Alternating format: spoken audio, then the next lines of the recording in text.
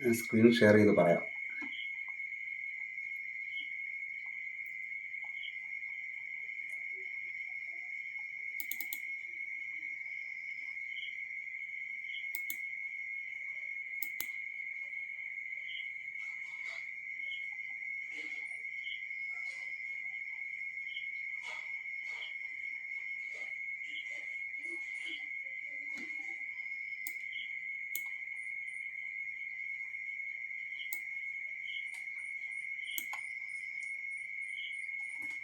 Okay, അതായത് നമ്മുടെ മനസ്സെന്ന് പറയുന്നത്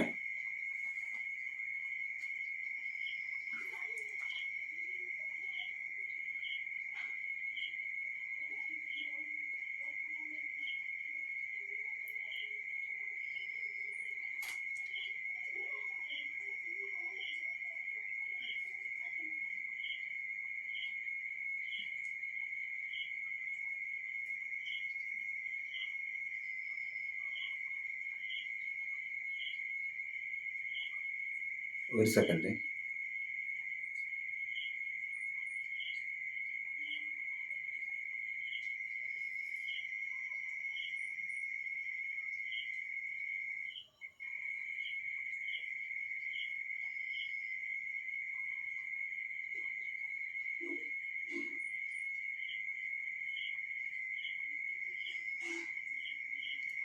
മൈൻഡ് സെറ്റ് അങ്ങോട്ട് കറക്റ്റ് ആയില്ല.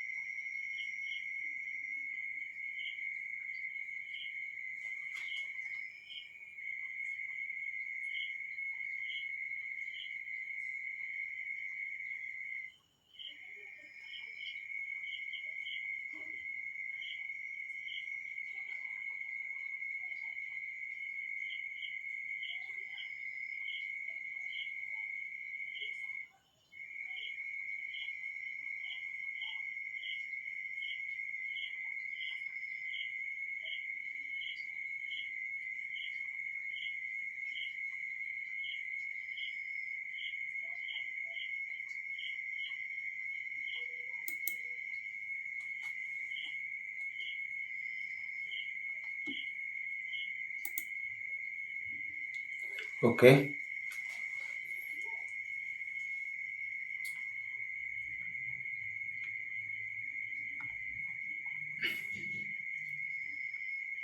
മനസ്സിനെ കുറിച്ച് ഏകദേശം ധാരണ ഉള്ളവർ തന്നെയാണ് നമ്മുടെ ഈ കോഴ്സിലുള്ളതെന്നറിയാം. എന്നാലും ഒന്ന് സൂചിപ്പിച്ച് പോവുകയാണ്. ശരിക്കും പറഞ്ഞാൽ മനസ്സിനെ രണ്ട് രീതിയിലാണ് സാധാരണ തിരിച്ചിരിക്കുന്നത്. രണ്ടല്ല, 3 രീതിയുണ്ട്. 3 ഭാഗങ്ങളായിട്ടാണ് തിരിച്ചിരിക്കുന്നത്. അപ്പോൾ 3 ഭാഗങ്ങളെന്ന് പറയുന്നത് പ്രധാനമായിട്ടും conscious mind, sub conscious mind and unconscious mind എന്നാണ്. അതായത് ബോധ മനസ്സും ഉപബോധ മനസ്സും അബോധ മനസ്സും എന്നാണ്.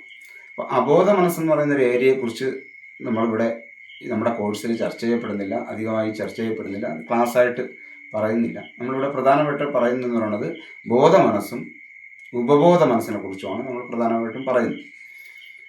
ബോധ മനസ്സെന്ന് പറയുന്നത് ശരിക്കും പറഞ്ഞാൽ നമ്മളുടെ മനസ്സ് എന്ന് പറയുന്നതിൻ്റെ 5% മാത്രമേ ബോധ മനസ്സുള്ളൂ. വെറും 5%. ബാക്കി വരുന്ന 95% വളരെ സാധ്യമായിട്ട് നമ്മുടെ ആന്തരികമായി നമ്മളെ ഇന്ന് പ്രവർത്തിപ്പിച്ചുകൊണ്ടിരിക്കുന്ന എല്ലാ പ്രവർത്തനങ്ങളും നിലനിൽക്കുന്നത് നമ്മുടെ സബ് കോൺഷ്യസ് മൈൻഡിനകത്താണ്. അപ്പോൾ നമ്മൾ ഇന്നിപ്പോൾ ഇവിടെ പറയുന്നതെന്ന് പറയുന്നത് ഈ 5% വരുന്ന കോൺഷ്യസ് മൈൻഡ് എന്ന് പറയുന്ന ബോധ മനസ്സ്, നമ്മളിപ്പോൾ ഈ നിമിഷം ഇവിടെ നിൽക്കുന്ന ഈ സമയത്ത് മാത്രമുള്ള ഒരു മൈൻഡാണ് നമ്മുടെ കോൺഷ്യസ് ബോധ മനസ്സെന്ന് പറയുന്നത്. ഉപബോധ മനസ്സെന്ന് പറയുന്നത് ശരിക്കും പറഞ്ഞാൽ ഇന്നലകളെയും നാളെയുമായി ബന്ധപ്പെട്ടാണ് നിൽക്കുന്നത്. ഇന്നലെയും നാളെയുമായി ബന്ധപ്പെട്ടാണ് നമ്മുടെ ഉപബോധ മനസ്സ് നിൽക്കുന്നത്. ബോധ മനസ്സെന്ന് പറയുന്നത് ഇന്ന്, ഇപ്പോൾ, ഈ നിമിഷം, അതാണ് ബോധം. അതിൻ്റെ ഒരു മെമ്മറി എന്ന് പറയുന്നത് ഷോർട്ട് ടൈം മെമ്മറിയാണ്. വളരെ കുറച്ച് മാത്രം ഓർമ്മയുള്ള അല്ലെങ്കിൽ മെമ്മറി സ്റ്റോറേജ് ഉള്ള ഒരു സ്ഥലമാണ്. നമ്മൾ കമ്പ്യൂട്ടറിനെ സംബന്ധിച്ചിടത്തോളം അല്ലെങ്കിൽ മൊബൈലിനെ സംബന്ധിച്ചിടത്തോളം അതിൻ്റെ റാം എന്ന് പറയുന്ന റാം എന്താണോ അതാണ് ശരിക്കും പറഞ്ഞാൽ നമ്മളുടെ ബോധമനസ്സ്. അതുകൊണ്ട് തന്നെ അത് ബോധമനസ്സിൽ വരുന്ന കാര്യങ്ങളൊന്നും തന്നെ സേവ് ചെയ്യപ്പെടില്ല. അതപ്പോൾ ആ നിമിഷം കഴിഞ്ഞാൽ അതെന്ത് ചെയ്യും? അത് നമ്മൾ സേവ് ചെയ്യണമെങ്കിൽ നമ്മൾ ബോധപൂർവം പിന്നെ ഒരു ശ്രമം നടത്തണം. മൊബൈലുകളിലൊക്കെ ഇപ്പോൾ ഓട്ടോമാറ്റിക്കലായിട്ട് എന്ത് ചെയ്യുന്നുണ്ട്? വീഡിയോ എടുത്ത്, പണ്ട് നേരത്തെയുള്ള മൊബൈലൊക്കെ എന്ന് പറഞ്ഞാൽ നമ്മൾ വീഡിയോ എടുത്താലും സേവ് എന്ന് പറഞ്ഞ പ്രത്യേക ഒരു ഓപ്ഷൻ കാണും. അപ്പോൾ അതിൽ സേവ് ചെയ്യുകയാണ് ചെയ്യുന്നത്. നമ്മൾ സേവ് ചെയ്താലേ നമ്മളുടെ സ്റ്റോറേജിലേക്ക് അത് നിൽക്കും. ഇപ്പോൾ മൊബൈലിൽ ഓട്ടോമാറ്റിക്കലായിട്ട് നമുക്കിപ്പോൾ സേവ് അതുമായിട്ട് കണക്ട് ചെയ്തിട്ടുണ്ട്. അതുകൊണ്ട് നമ്മളെ വീഡിയോ എടുക്കുന്നു, ഇപ്പോൾ എത്ര സമയം നമ്മൾ വീഡിയോ എടുക്കുന്നോ അത്രയും സമയം ഓൾറെഡി റാമിനകത്താണ് നിൽക്കുന്നത്, അല്ലെങ്കിൽ മറ്റെന്തെങ്കിലും ഒരു വർക്ക് ചെയ്യുമ്പോൾ റാമിനകത്താണ് നിൽക്കുന്നത്. എന്നിട്ട് അത് ഓഫ് ചെയ്യുമ്പോൾ തന്നെ അല്ലെങ്കിൽ ആ ക്യാമറ കട്ട് ചെയ്യുമ്പോൾ തന്നെ അത് നമ്മുടെ സ്റ്റോറേജിലേക്ക് മാറുന്നതാണ്. പക്ഷെ കമ്പ്യൂട്ടറിൽ ഇപ്പോഴും നമ്മൾ ബോധപൂർവം അത് സേവ് ചെയ്യണോ വേണ്ടേ എന്നുള്ള, അതിൽ നിലനിർത്തണോ വേണ്ടേ, റാമിൽ നിന്നും ഹാർഡ് ഡിസ്കിലേക്ക് മാറ്റണോ വേണ്ടേ എന്നുള്ളത് തീരുമാനിക്കാറുണ്ട്. ഇപ്പോഴും നമ്മൾ എസ് അടിച്ചുകൊള്ളണം. അല്ല എന്നുണ്ടെങ്കിൽ ഓട്ടോമാറ്റിക്കലി ഇപ്പോൾ ബാറ്ററി കപ്പാസിറ്റി ഇല്ലാത്ത ലാപ്ടോപ്പൊക്കെ നമ്മൾ ഉപയോഗിക്കുകയാണെങ്കിൽ അല്ലെങ്കിൽ ഡെസ്ക്ടോപ്പ് ഉപയോഗിക്കുകയാണെങ്കിൽ കറണ്ട് പോയ ഉടനെ അതിലുള്ള നമ്മൾ അതുവരെ ചെയ്തുകൊണ്ടിരുന്ന എല്ലാ വർക്കുകളും എന്ത് ചെയ്യും? നമുക്ക് സേവ് ചെയ്യാനുള്ള സമയം കിട്ടിയില്ലെന്നുണ്ടെങ്കിൽ കറണ്ട് പോയാൽ അപ്പോഴേ അതിൽ ചാർജ് ബാക്കി നിൽക്കുന്ന സിസ്റ്റം അല്ല എന്നുണ്ടെങ്കിൽ തീർച്ചയായിട്ടും അപ്പോഴേ അത് റാമിൽ നിന്ന് പുറത്തു പോവുകയും ചെയ്യുന്നു. അതേപോലെയാണ് നമ്മുടെ ഈ ബോധമനസ്സിലും അങ്ങനെ തന്നെയാണ് വരുന്നത്. അപ്പോൾ നമ്മൾ മനസ്സിലാക്കുക, ബോധമനസ്സെന്ന് പറയുന്നത് ഷോർട്ട് ടൈം മെമ്മറിയാണ്. അപ്പോൾ നമ്മൾ ഇപ്പോൾ നമ്മൾ അറിഞ്ഞിരിക്കുന്ന പല കാര്യങ്ങളെയും അത് ഉപബോധ മനസ്സിലേക്ക്, മനുഷ്യൻ്റെ ഹാർഡ് ഡിസ്കിലേക്ക് അല്ലെങ്കിൽ മനുഷ്യൻ്റെ സ്റ്റോറേജിലേക്ക് മാറ്റുക എന്ന് പറയുന്നത് രണ്ട് കാര്യങ്ങളെ ഉൾപ്പെടുത്തുമ്പോഴാണ്. രണ്ട് കാര്യമാണ് അതിൻ്റെ പ്രധാനപ്പെട്ട ഇതിൽ വരുന്നത്. രണ്ടിനെ വ്യത്യസ്തമായിട്ട് വരും. അതിൻ്റെ ഒന്നെന്ന് പറയുന്നത് നമ്മളെ ഫീലിങ്സ്, രണ്ട് ഇമാജിനേഷൻ ആൻഡ് ഫീലിങ്സ്. ഈ രണ്ട് കാര്യത്തിലൂടെയാണ് നമ്മളുടെ ഈ എല്ലാ ഡേറ്റാസുകളും നമ്മുടെ സബ് കോൺഷ്യസ് മൈൻഡിനകത്തേക്ക് സേവ് ചെയ്യപ്പെടുന്നു. അപ്പോൾ ഫീലിങ്സ് ഏത് രീതിയിലായാലും ആ വിഷയത്തിൽ ഒരു ഫീലിങ്സ് നമ്മൾ കൊടുക്കേണ്ടി വരും. ഫീലിങ്സ് കൊടുക്കുമ്പോൾ മാത്രമേ അത് നിൽക്കുകയുള്ളൂ. ഇനി ഫീലിങ്സ് ഇല്ലാതെ നമ്മുടെ മനസ്സിലേക്ക് ഓർമ്മ നിൽക്കുന്നത് പറയുന്നത് നേരത്തെ മുൻകാലങ്ങളിൽ ഫീലിങ്സ് കൊടുത്ത് ചെയ്തിരുന്ന ഒരു ഡേറ്റാസുകളിൽ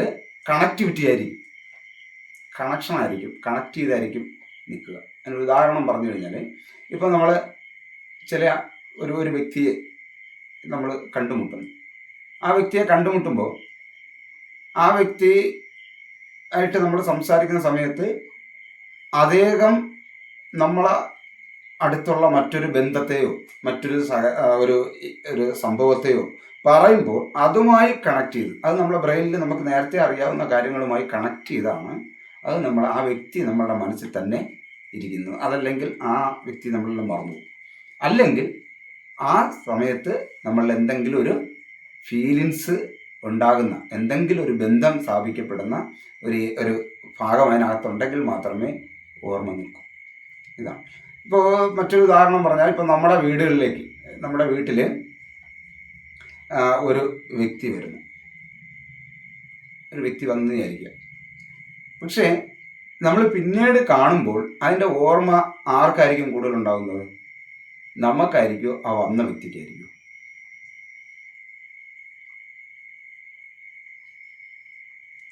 ആലോചിക്കുക. നമ്മളൊരു വീട്ടിൽ പോയി, ആ ഒരു വ്യക്തിയെ കണ്ടു, നമ്മളൊന്ന് സംസാരിച്ചു പോയി.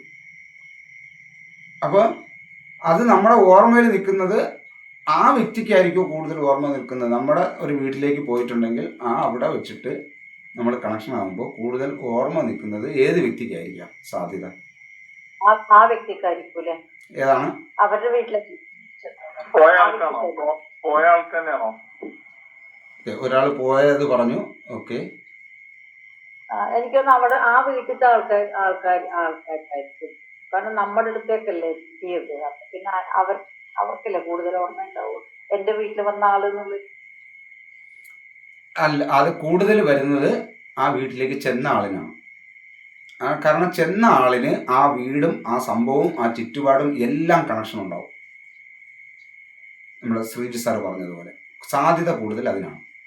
മനസ്സിലായോ?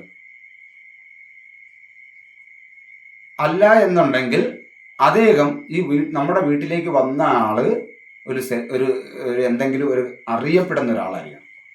വളരെ അറിയപ്പെടുന്ന ഒരാളാണെങ്കിൽ നമുക്ക് ഓർമ്മ നിൽക്കും, നമ്മളെ വീട്ടിൽ വന്നിട്ടുണ്ട്. അപ്പോൾ അദ്ദേഹത്തിൻ്റെ ഒരു ബാക്ക്ഗ്രൗണ്ടുമായി ബന്ധപ്പെട്ട് കണക്ട് ചെയ്തായിരിക്കും നമ്മളെ ഓർമ്മയിൽ നിൽക്കുന്നത്. പക്ഷെ ഒരു ബാക്ക്ഗ്രൗണ്ടും നമുക്ക് ഒരു പരിചയവും ഇല്ലാത്ത ഒരാളാണ് എന്നുണ്ടെങ്കിൽ തീർച്ചയായിട്ടും, കാരണം നമ്മൾ ആ ഇപ്പോൾ നമ്മൾ ഒരു കുറച്ച് ഇതായിട്ട് പറയാം, എൻ്റെ വീട്ടിൽ ഒരാൾ കടന്നു വരുമ്പോൾ ആ ആളിൻ്റെ ബാക്ക്ഗ്രൗണ്ട് എനിക്കൊന്നും അറിയില്ല. പക്ഷെ എന്നെ ഓർമ്മിച്ചു വയ്ക്കുന്നത് ആ വീടും ആ സ്ഥലവും, അതായത് അവിടെ ഉള്ള ഒരുപാട് ഡേറ്റാസുകൾ ആ ഓർമ്മിച്ച് വെക്കുന്നതിന് കാരണമുണ്ട്. അതുകൂടെ കണക്ട് ചെയ്താണ് വെക്കുന്നത്. അതേസമയം ഒരു കുറച്ച് സെലിബ്രിറ്റി ആയിട്ടോ അല്ലെങ്കിൽ കുറച്ച് അറിയപ്പെടുന്ന ഒരാളാണ് നമ്മുടെ വീട്ടിലേക്ക് വരുന്നതെങ്കിൽ തീർച്ചയായും നമ്മൾ ഓർക്കപ്പെടുന്നത് അദ്ദേഹത്തിൻ്റെ ആ ബാക്ക്ഗ്രൗണ്ടുമായി ബന്ധപ്പെട്ടാണ് നിൽക്കുന്നത് കൊണ്ട് നമുക്ക് ഓർമ്മ നിൽക്കും. പക്ഷെ മറ്റേ ആളുകൾ ഓർമ്മ നിൽക്കണമെന്നില്ല. കാരണം അദ്ദേഹത്തിന്, അതായത് കൂടുതൽ ബാക്ക്ഗ്രൗണ്ടുകൾ അല്ലെങ്കിൽ കൂടുതൽ കണക്ടിവിറ്റി ആയിട്ടുള്ള കാര്യങ്ങൾ നമ്മളിൽ ഉണ്ടെങ്കിലാണ് നമ്മൾ കൂടുതൽ ഓർമ്മിച്ച് നിൽക്കുന്നത്. അത് കഴിഞ്ഞിട്ട് ഞാനിതിൻ്റെ ഇത് സൂചിപ്പിച്ചു പോവുകയാണ്. അത് കഴിഞ്ഞിട്ട് പിന്നെ വരുന്നതെന്ന് പറയുന്നത്, നമ്മൾ ആ വീട് ഇപ്പോൾ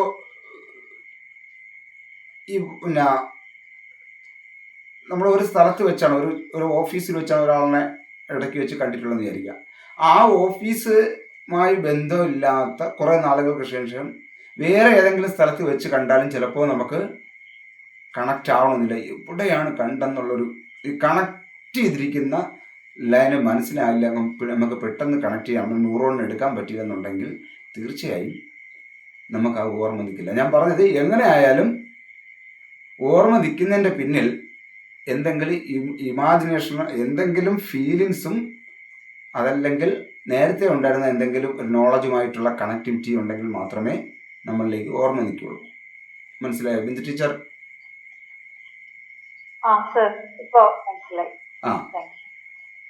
അതാണ് എൻ്റെ ഇപ്പോൾ ഉദാഹരണം. ഇപ്പോൾ ഞാൻ ഇപ്പോൾ നമ്മുടെ ഈ ക്ലാസ്സുമായി ബന്ധപ്പെട്ട എല്ലാവരുടെയും വീട്ടിൽ ജസ്റ്റ് ഒന്ന് പോകണമെന്ന് വിചാരിക്കും. അങ്ങനെയെങ്കിൽ പോയത് ഞാനാണെങ്കിലും ഓർക്കുന്നത് ആ വീട്ടുകാരായിരിക്കും. എല്ലാ വീടും ചിലപ്പോൾ എനിക്ക് ഓർമ്മ വരണമെന്നില്ല. പക്ഷേ ഈ വീട്ടിൽ നിങ്ങളെല്ലാവരും ഓർമ്മിക്കാൻ കാരണം എന്ന് പറഞ്ഞാൽ നമ്മളെ ക്ലാസ് ആയിട്ട് ബന്ധപ്പെട്ട് ക്ലാസ് കോർഡിനേറ്റ് ചെയ്യുന്ന സാറാണ് അല്ലെങ്കിൽ വ്യക്തിയാണ് വന്നതെന്നൊരു കണക്ട് ഇങ്ങനെ ഇതിന് വാർത്ത വരുന്നത്. അപ്പോൾ എന്ത് കാര്യവും ഓർമ്മിച്ച് വെക്കുന്നതിന്, ബോധ മനസ്സ് നിന്ന് അതിൻ്റെ ഉപബോധ മനസ്സിലേക്ക് കണക്ട് ചെയ്ത് വെക്കുന്നതിന് ചില ഇമാജിനേഷനും ഫീലിങ്സും ഉണ്ട്. അങ്ങനെയെങ്കിൽ ഇന്നലെ വരെ നമ്മൾ പഠിച്ചു വന്നിട്ടുള്ള, നമ്മുടെ ജീവിതത്തിൽ അറിഞ്ഞു വന്നിട്ടുള്ള, അനുഭവിച്ചു വന്നിട്ടുള്ള കാര്യങ്ങളിൽ ഇതുപോലെ ഇന്ന് നമ്മുടെ ഉപബോധ മനസ്സിനകത്ത് കിടക്കുന്ന, ഈ മനസ്സിനകത്ത് കിടക്കുന്ന കാര്യങ്ങൾ എന്ന് പറയുന്നത് ഇങ്ങനെ കണക്ട് ചെയ്ത കാര്യങ്ങളാണ്. അങ്ങനെയെങ്കിൽ ഈ ബോധ മനസ്സിന് 5 വാതിലുകളാണ് പ്രധാനമായിട്ടും ഉള്ളത്. പുറത്തുനിന്ന് 5 വാതിലുകളിലൂടെ മാത്രമേ നമുക്ക് അറിവ് നമ്മളുടെ ബ്രെയിനുകളിലേക്ക് എത്തൂ. അത് ബ്രെയിനിൽ എത്തുന്നത് ഒന്ന് പ്രധാനമായിട്ടും, അതായത് ഈ 5 വാതിലുകളെയാണ് നമ്മൾ 5 ഇന്ദ്രിയങ്ങൾ എന്ന് പറയുന്നത്. അല്ലാതെ മറ്റൊരു വാതിലില്ല, മറ്റൊരു വഴിയില്ല. അപ്പോൾ ഈ നമ്മളെപ്പോഴും ശ്രദ്ധിക്കേണ്ടത്, ഒരു ബോധ മനസ്സിൽ ശ്രദ്ധിച്ചിരിക്കേണ്ടത് നമ്മൾ ഈ 5 ഇന്ദ്രിയങ്ങളെയാണ്. അത് 5 ഇന്ദ്രിയങ്ങളും നമ്മളുടെ ബോധവുമായി നല്ലൊരു കമ്മ്യൂണിക്കേഷൻ ഉണ്ടെങ്കിൽ വരുന്നതിനെക്കുറിച്ച് നമുക്ക് ഒരു ധാരണ ഉണ്ടാവും. രണ്ടാമത്തെ കേസ് എന്ന് പറയുന്നത്, ഈ ബോധ മനസ്സിൻ്റെയും ഉപബോധ മനസ്സിൻ്റെയും ഇടയ്ക്കൊരു ഒരു ഒബ്സർവേഷൻ ചെയ്യാനൊരു ഫാക്കൽറ്റി ഉണ്ടാവും, ഒരു നിരീക്ഷകനുണ്ടാവും. അദ്ദേഹം ആണ് ഫിൽറ്റർ ചെയ്തിട്ട് എങ്ങനെ പെട്ടെന്ന് നോക്കും, അകത്തോട്ട് കയറി നോക്കിയിട്ട് അതെ, അകത്തോട്ട് മീൻസ് നമ്മുടെ സബ് മൈൻഡിലോട്ട് നോക്കും. ഈ വന്നിരിക്കുന്ന ആൾ, അതായത് ഇപ്പോൾ ഞാൻ ഒരാളെ കാണുമ്പോൾ ആ ഫോട്ടോ, ആ പിക്ചറാണ് എന്ത് ചെയ്യുന്ന എൻ്റെ കണ്ണിൻ്റെ റെറ്റിനയിലൂടെ ന്യൂറോൺസുകൾ എൻ്റെ ബ്രെയിനിലേക്ക് കൊണ്ടുപോകുന്നത്. അപ്പോൾ അവിടെ ചെല്ലുമ്പോൾ ഈ ഫാക്കൽറ്റി നോക്കും, ഇതേ കണക്കത്തൊരു ചിത്രം നേരത്തെ ഞാൻ കണ്ടിട്ടുണ്ടോ. നമ്മൾ മനസ്സിലാക്കേണ്ടത്, ഇപ്പോൾ നമ്മളുടെ വീട്ടിലുള്ള നമ്മളിപ്പോൾ 24 മണിക്കൂർ സഹകരിച്ചുകൊണ്ടിരിക്കുന്നവരായിക്കോട്ടെ, ആരാണെങ്കിലും അത് നമ്മളടുത്തു നിന്ന് ജസ്റ്റ് അങ്ങോട്ട് മാറിയിട്ട് തിരിച്ചു വരുമ്പോൾ ശരിക്കും നമ്മുടെ കണ്ണിന് ആ ആളിനെ തിരിച്ചറിയത്തില്ല. നമ്മുടെ കണ്ണിന് തിരിച്ചറിയത്തില്ല. കാരണം അവിടെ വീണ്ടും ഉടൻ തന്നെ ഒരു പുനർപരിശോധന നടത്തും. ആ പുനർപരിശോധനയിലാണ് എന്ത് ചെയ്യുന്നത്, നമുക്ക് ഇദ്ദേഹത്തെ നമുക്കറിയാമോ, ഇദ്ദേഹം എന്താണ് നമുക്ക് തന്നിട്ടുള്ളത്, ഇദ്ദേഹം എൻ്റെ അനുഭവങ്ങളുമായി എന്ത് കണക്ഷനാണുള്ളത് എന്ന് അപ്പോൾ തന്നെ വളരെ ഫാസ്റ്റായിട്ട് ഓരോ നിമിഷവും ചിന്തിച്ചാണ്, അല്ലെങ്കിൽ അനലൈസ് ചെയ്താണ്, ഇന്ന ആളാണ്, ഒത്തിരി നേരത്തെ എൻ്റെ കൂടെ ഉണ്ടായിരുന്നതാണ് എന്ന് നമ്മൾ തിരിച്ചറിയുന്നു. അപ്പം ഇതുപോലെയാണ് ബോധ മനസ്സിൽ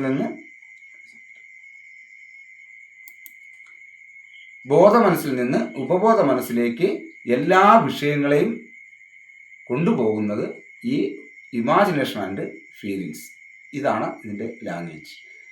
നമ്മൾ പട്ടിയെന്ന് പറഞ്ഞാലും ഇംഗ്ലീഷുകാർ ഡോഗ് എന്ന് പറഞ്ഞാലും നമുക്ക് ആ ജീവിയുടെ ചിത്രമാണ് നമ്മുടെ മനസ്സിലേക്ക് വരിക, അല്ലാതെ ആ എഴുതിയിരിക്കുന്ന അക്ഷരങ്ങളല്ല. അതാണ് അതിൻ്റെ പ്രത്യേകത. അപ്പോൾ അവിടെ നമ്മൾ ഏത് ലാംഗ്വേജ് പഠിച്ചിട്ടുണ്ടോ അതെല്ലാം നമ്മളുടെ കോൺഷ്യസ് മൈൻഡിൻ്റെ ലാംഗ്വേജാണ്, സബ് കോൺഷ്യസ് മൈൻഡിൻ്റെ ലാംഗ്വേജ് അല്ല. സാർ ഒന്ന് ചോദിച്ചോട്ടെ, സംശയമാണ്. സാർ പറഞ്ഞ മാതിരി ചില ആൾക്കാരെ എനിക്ക് എത്ര തവണ കണ്ടാലും ഉണ്ടല്ലോ, പിന്നെ അവരെ കാണുമ്പോൾ ആരാ എനിക്ക് മറന്നു പോകുന്നു, ഐഡന്റിഫൈ ചെയ്യാൻ പറ്റുന്നില്ല, ഇവരെവിടെയായിരുന്നു. അപ്പൊ അതിവിടെ എന്തായിരുന്നു ഈ ഫിൽറ്ററിങ്ങിന്റെ പ്രശ്നമാണ്. അത് നമുക്ക് ഈ ചോദ്യങ്ങളൊക്കെ നമ്മളവിടെ ചോദിച്ചോളണം കേട്ടോ. നമ്മുടെ ഈ ഡിസ്കഷൻ ഗ്രൂപ്പ് വളരെ മന്ദീഭവിച്ചുകൊണ്ട് പോവുകയാണ്. ഇപ്പോൾ ഇത് വേറെ ഒന്നുമല്ല, ആ പേര് ഓർമ്മ വരൂലേ? പേര് ഓർമ്മ വരുന്നില്ല. ഇവരെവിടെയോ കണ്ടിട്ടുണ്ടെന്ന് അറിയുന്നത്, പക്ഷെ അറിയാത്രയോ തവണ ഒന്നിച്ച് യാത്ര ചെയ്തിട്ടുണ്ട്, ഒന്നിച്ച് ഒരു മീറ്റിങ്ങിലൊക്കെ പങ്കെടുത്തിട്ടുണ്ടെങ്കിലും ഇന്നും എനിക്ക് അവരെ കണ്ടപ്പോൾ, ഇന്നൊരു കോഴ്സിന് പോയി കണ്ടപ്പോൾ എനിക്ക് മനസ്സിലായില്ല. കണ്ടിട്ടുള്ള ഒരാളാണ്, പക്ഷെ ഇവരെവിടായിരുന്നു, ആരായിരുന്നു, പേരെന്ത് പേര്, അത് പിടികിട്ടിട്ടില്ല. പലപ്പോഴും എനിക്ക് സംഭവിക്കുന്നുണ്ട് ചില ആൾക്കാരിൽ, എല്ലാവരും ഇല്ല, ചില ആൾക്കാരിൽ അങ്ങനെ സംഭവിക്കും. ഓക്കെ, അതാണ്. അതായത് ഒന്ന് നമ്മൾ നേരത്തെ പറഞ്ഞതുപോലെ ഓഡിറ്ററി സെൻസും വിഷ്വൽ സെൻസും എന്ന് പറഞ്ഞിട്ടുണ്ട്. ഇതാണെന്ന് അറിയുമ്പോൾ അവിടെ നമ്മൾ സംസാരിച്ച വിഷയങ്ങളെല്ലാം ഓർമ്മ വരുമോ? അപ്പൊ ഓർമ്മ വരും. എന്ന് ടീച്ചർക്ക് ഇനിയും മനസ്സിലായിട്ട് നമ്മൾ ഇന്ന ആളല്ലേ എന്ന് പറയുമ്പോഴും അപ്പൊ എനിക്ക് പെട്ടെന്ന് എല്ലാം കൂടെ ഒന്നിച്ച് കത്തി വരൂലേ? വരും. ടീച്ചറിന് ഓഡിറ്ററി സെൻസ് കൂടുതലാണ്, അതായത് വിഷ്വൽ സെൻസിനേക്കാൾ ഓഡിറ്ററി സെൻസാണ് കൂടുതലുള്ളത്. ടീച്ചറിന് പുസ്തകങ്ങളോ അല്ലെങ്കിൽ മറ്റുള്ളോ വായിക്കുന്നതിൽ നിന്ന് അല്ലെങ്കിൽ കാണുന്നതിൽ നിന്നേക്കാൾ കേൾക്കുന്നതിൽ നിന്ന് കൂടുതൽ കാര്യങ്ങൾ മനസ്സിലാവും. ഇല്ല, എനിക്ക് വായന കൂടുതൽ ഇഷ്ടം കേൾക്കുന്നതിനേക്കാൾ. എനിക്ക് കേൾക്കുന്ന അത്ര ഇഷ്ടമുള്ള കാര്യമല്ല, എനിക്ക് വായിക്കാം, പുസ്തകം വായിക്കാൻ. പുസ്തകം വായിച്ച് റീഡ് ചെയ്യുന്ന അതല്ല ചോദിച്ചത്, നമ്മൾ കണ്ട് മനസ്സിലാക്കുന്നത്. അതായത് ഈ ഇന്ന ആളാണെന്ന് പറയുമ്പോൾ പേര് ഓർമ്മ വരും. പേര് എനിക്ക് പലപ്പോഴും പിന്നെ മാറിപ്പോകുന്ന ഒരാളാണ് ഞാൻ. പലരുടെയും പേര് മറന്നു പോകുന്ന ഒരാളാണ് ഞാൻ. ഒരു ഫിലിമൊക്കെ കണ്ടു കഴിഞ്ഞാൽ ഏറ്റവും കൂടുതൽ മുമ്പ് ഞാൻ ഒരു കാര്യം ചോദിക്കുകയാണ്, ഇന്ന ആളാണെന്ന് മനസ്സിലാക്കി കഴിഞ്ഞാൽ അന്ന് നിങ്ങൾ പോയതും നിങ്ങൾ ചെയ്ത വർക്കുകളും നിങ്ങൾ ഒരുമിച്ച് ആഹാരം കഴിച്ചതൊക്കെ ഓർമ്മ വരും. അതെല്ലാം ഓർമ്മ വരും. ഫിലിം കാണാൻ സിനിമയൊക്കെ കാണുന്ന സമയത്ത് അതിലുണ്ടാകുന്ന ഫീലിങ്സുകൾ, അതിനകത്ത് അനുഭവിക്കുന്ന കാര്യങ്ങളെ കുറിച്ചൊക്കെ കൂടുതൽ ഫീൽ ചെയ്യൂ. ആ ഫീലിങ്സ് ഉണ്ട്, ഇമോഷൻസ് കുറച്ച് കൂടുതലുള്ള ആളാന്ന് എനിക്ക് തോന്നി. ക്ലാസ് വന്നതിന് ശേഷം അത് കുറെ കൺട്രോൾ ചെയ്യേണ്ട ആളാന്ന് എനിക്ക് തോന്നി. കിനസ്തറ്റിക് സെൻസ് ആണ്. അപ്പോൾ 3 സെൻസാണ്, കിനസ്തറ്റിക് സെൻസ് ആണ് കൂടുതലുള്ള. അവിടെ അതുമായിട്ട് ആഡ് ചെയ്യണമെന്നുള്ളത്. കിനസ്തറ്റിക് സെൻസ് എന്ന് പറഞ്ഞാൽ 3 സെൻസ് ഉണ്ട്, 3 തരം സെൻസ് ഉണ്ട്. അതിൽ ഞാനിപ്പോൾ ഇത് പറയുമ്പോൾ ഇത് വേറൊരു പാർട്ടാണ്, നമുക്ക് പറയാവുന്നതാണ്.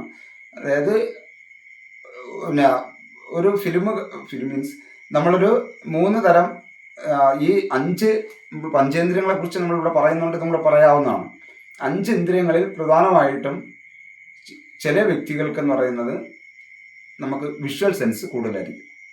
അങ്ങനെയുള്ളവർ മുഖം ഓർമ്മ വരും, വാക്ക് പേരുകളൊന്നും ഓർമ്മ വരില്ല. ഒരു വ്യക്തിയുടെ സ്ഥലങ്ങളൊക്കെ ഓർമ്മ വരും, സ്ഥലത്തിൻ്റെ പേര് ഓർമ്മ വരില്ല. ഇങ്ങനെ വരും.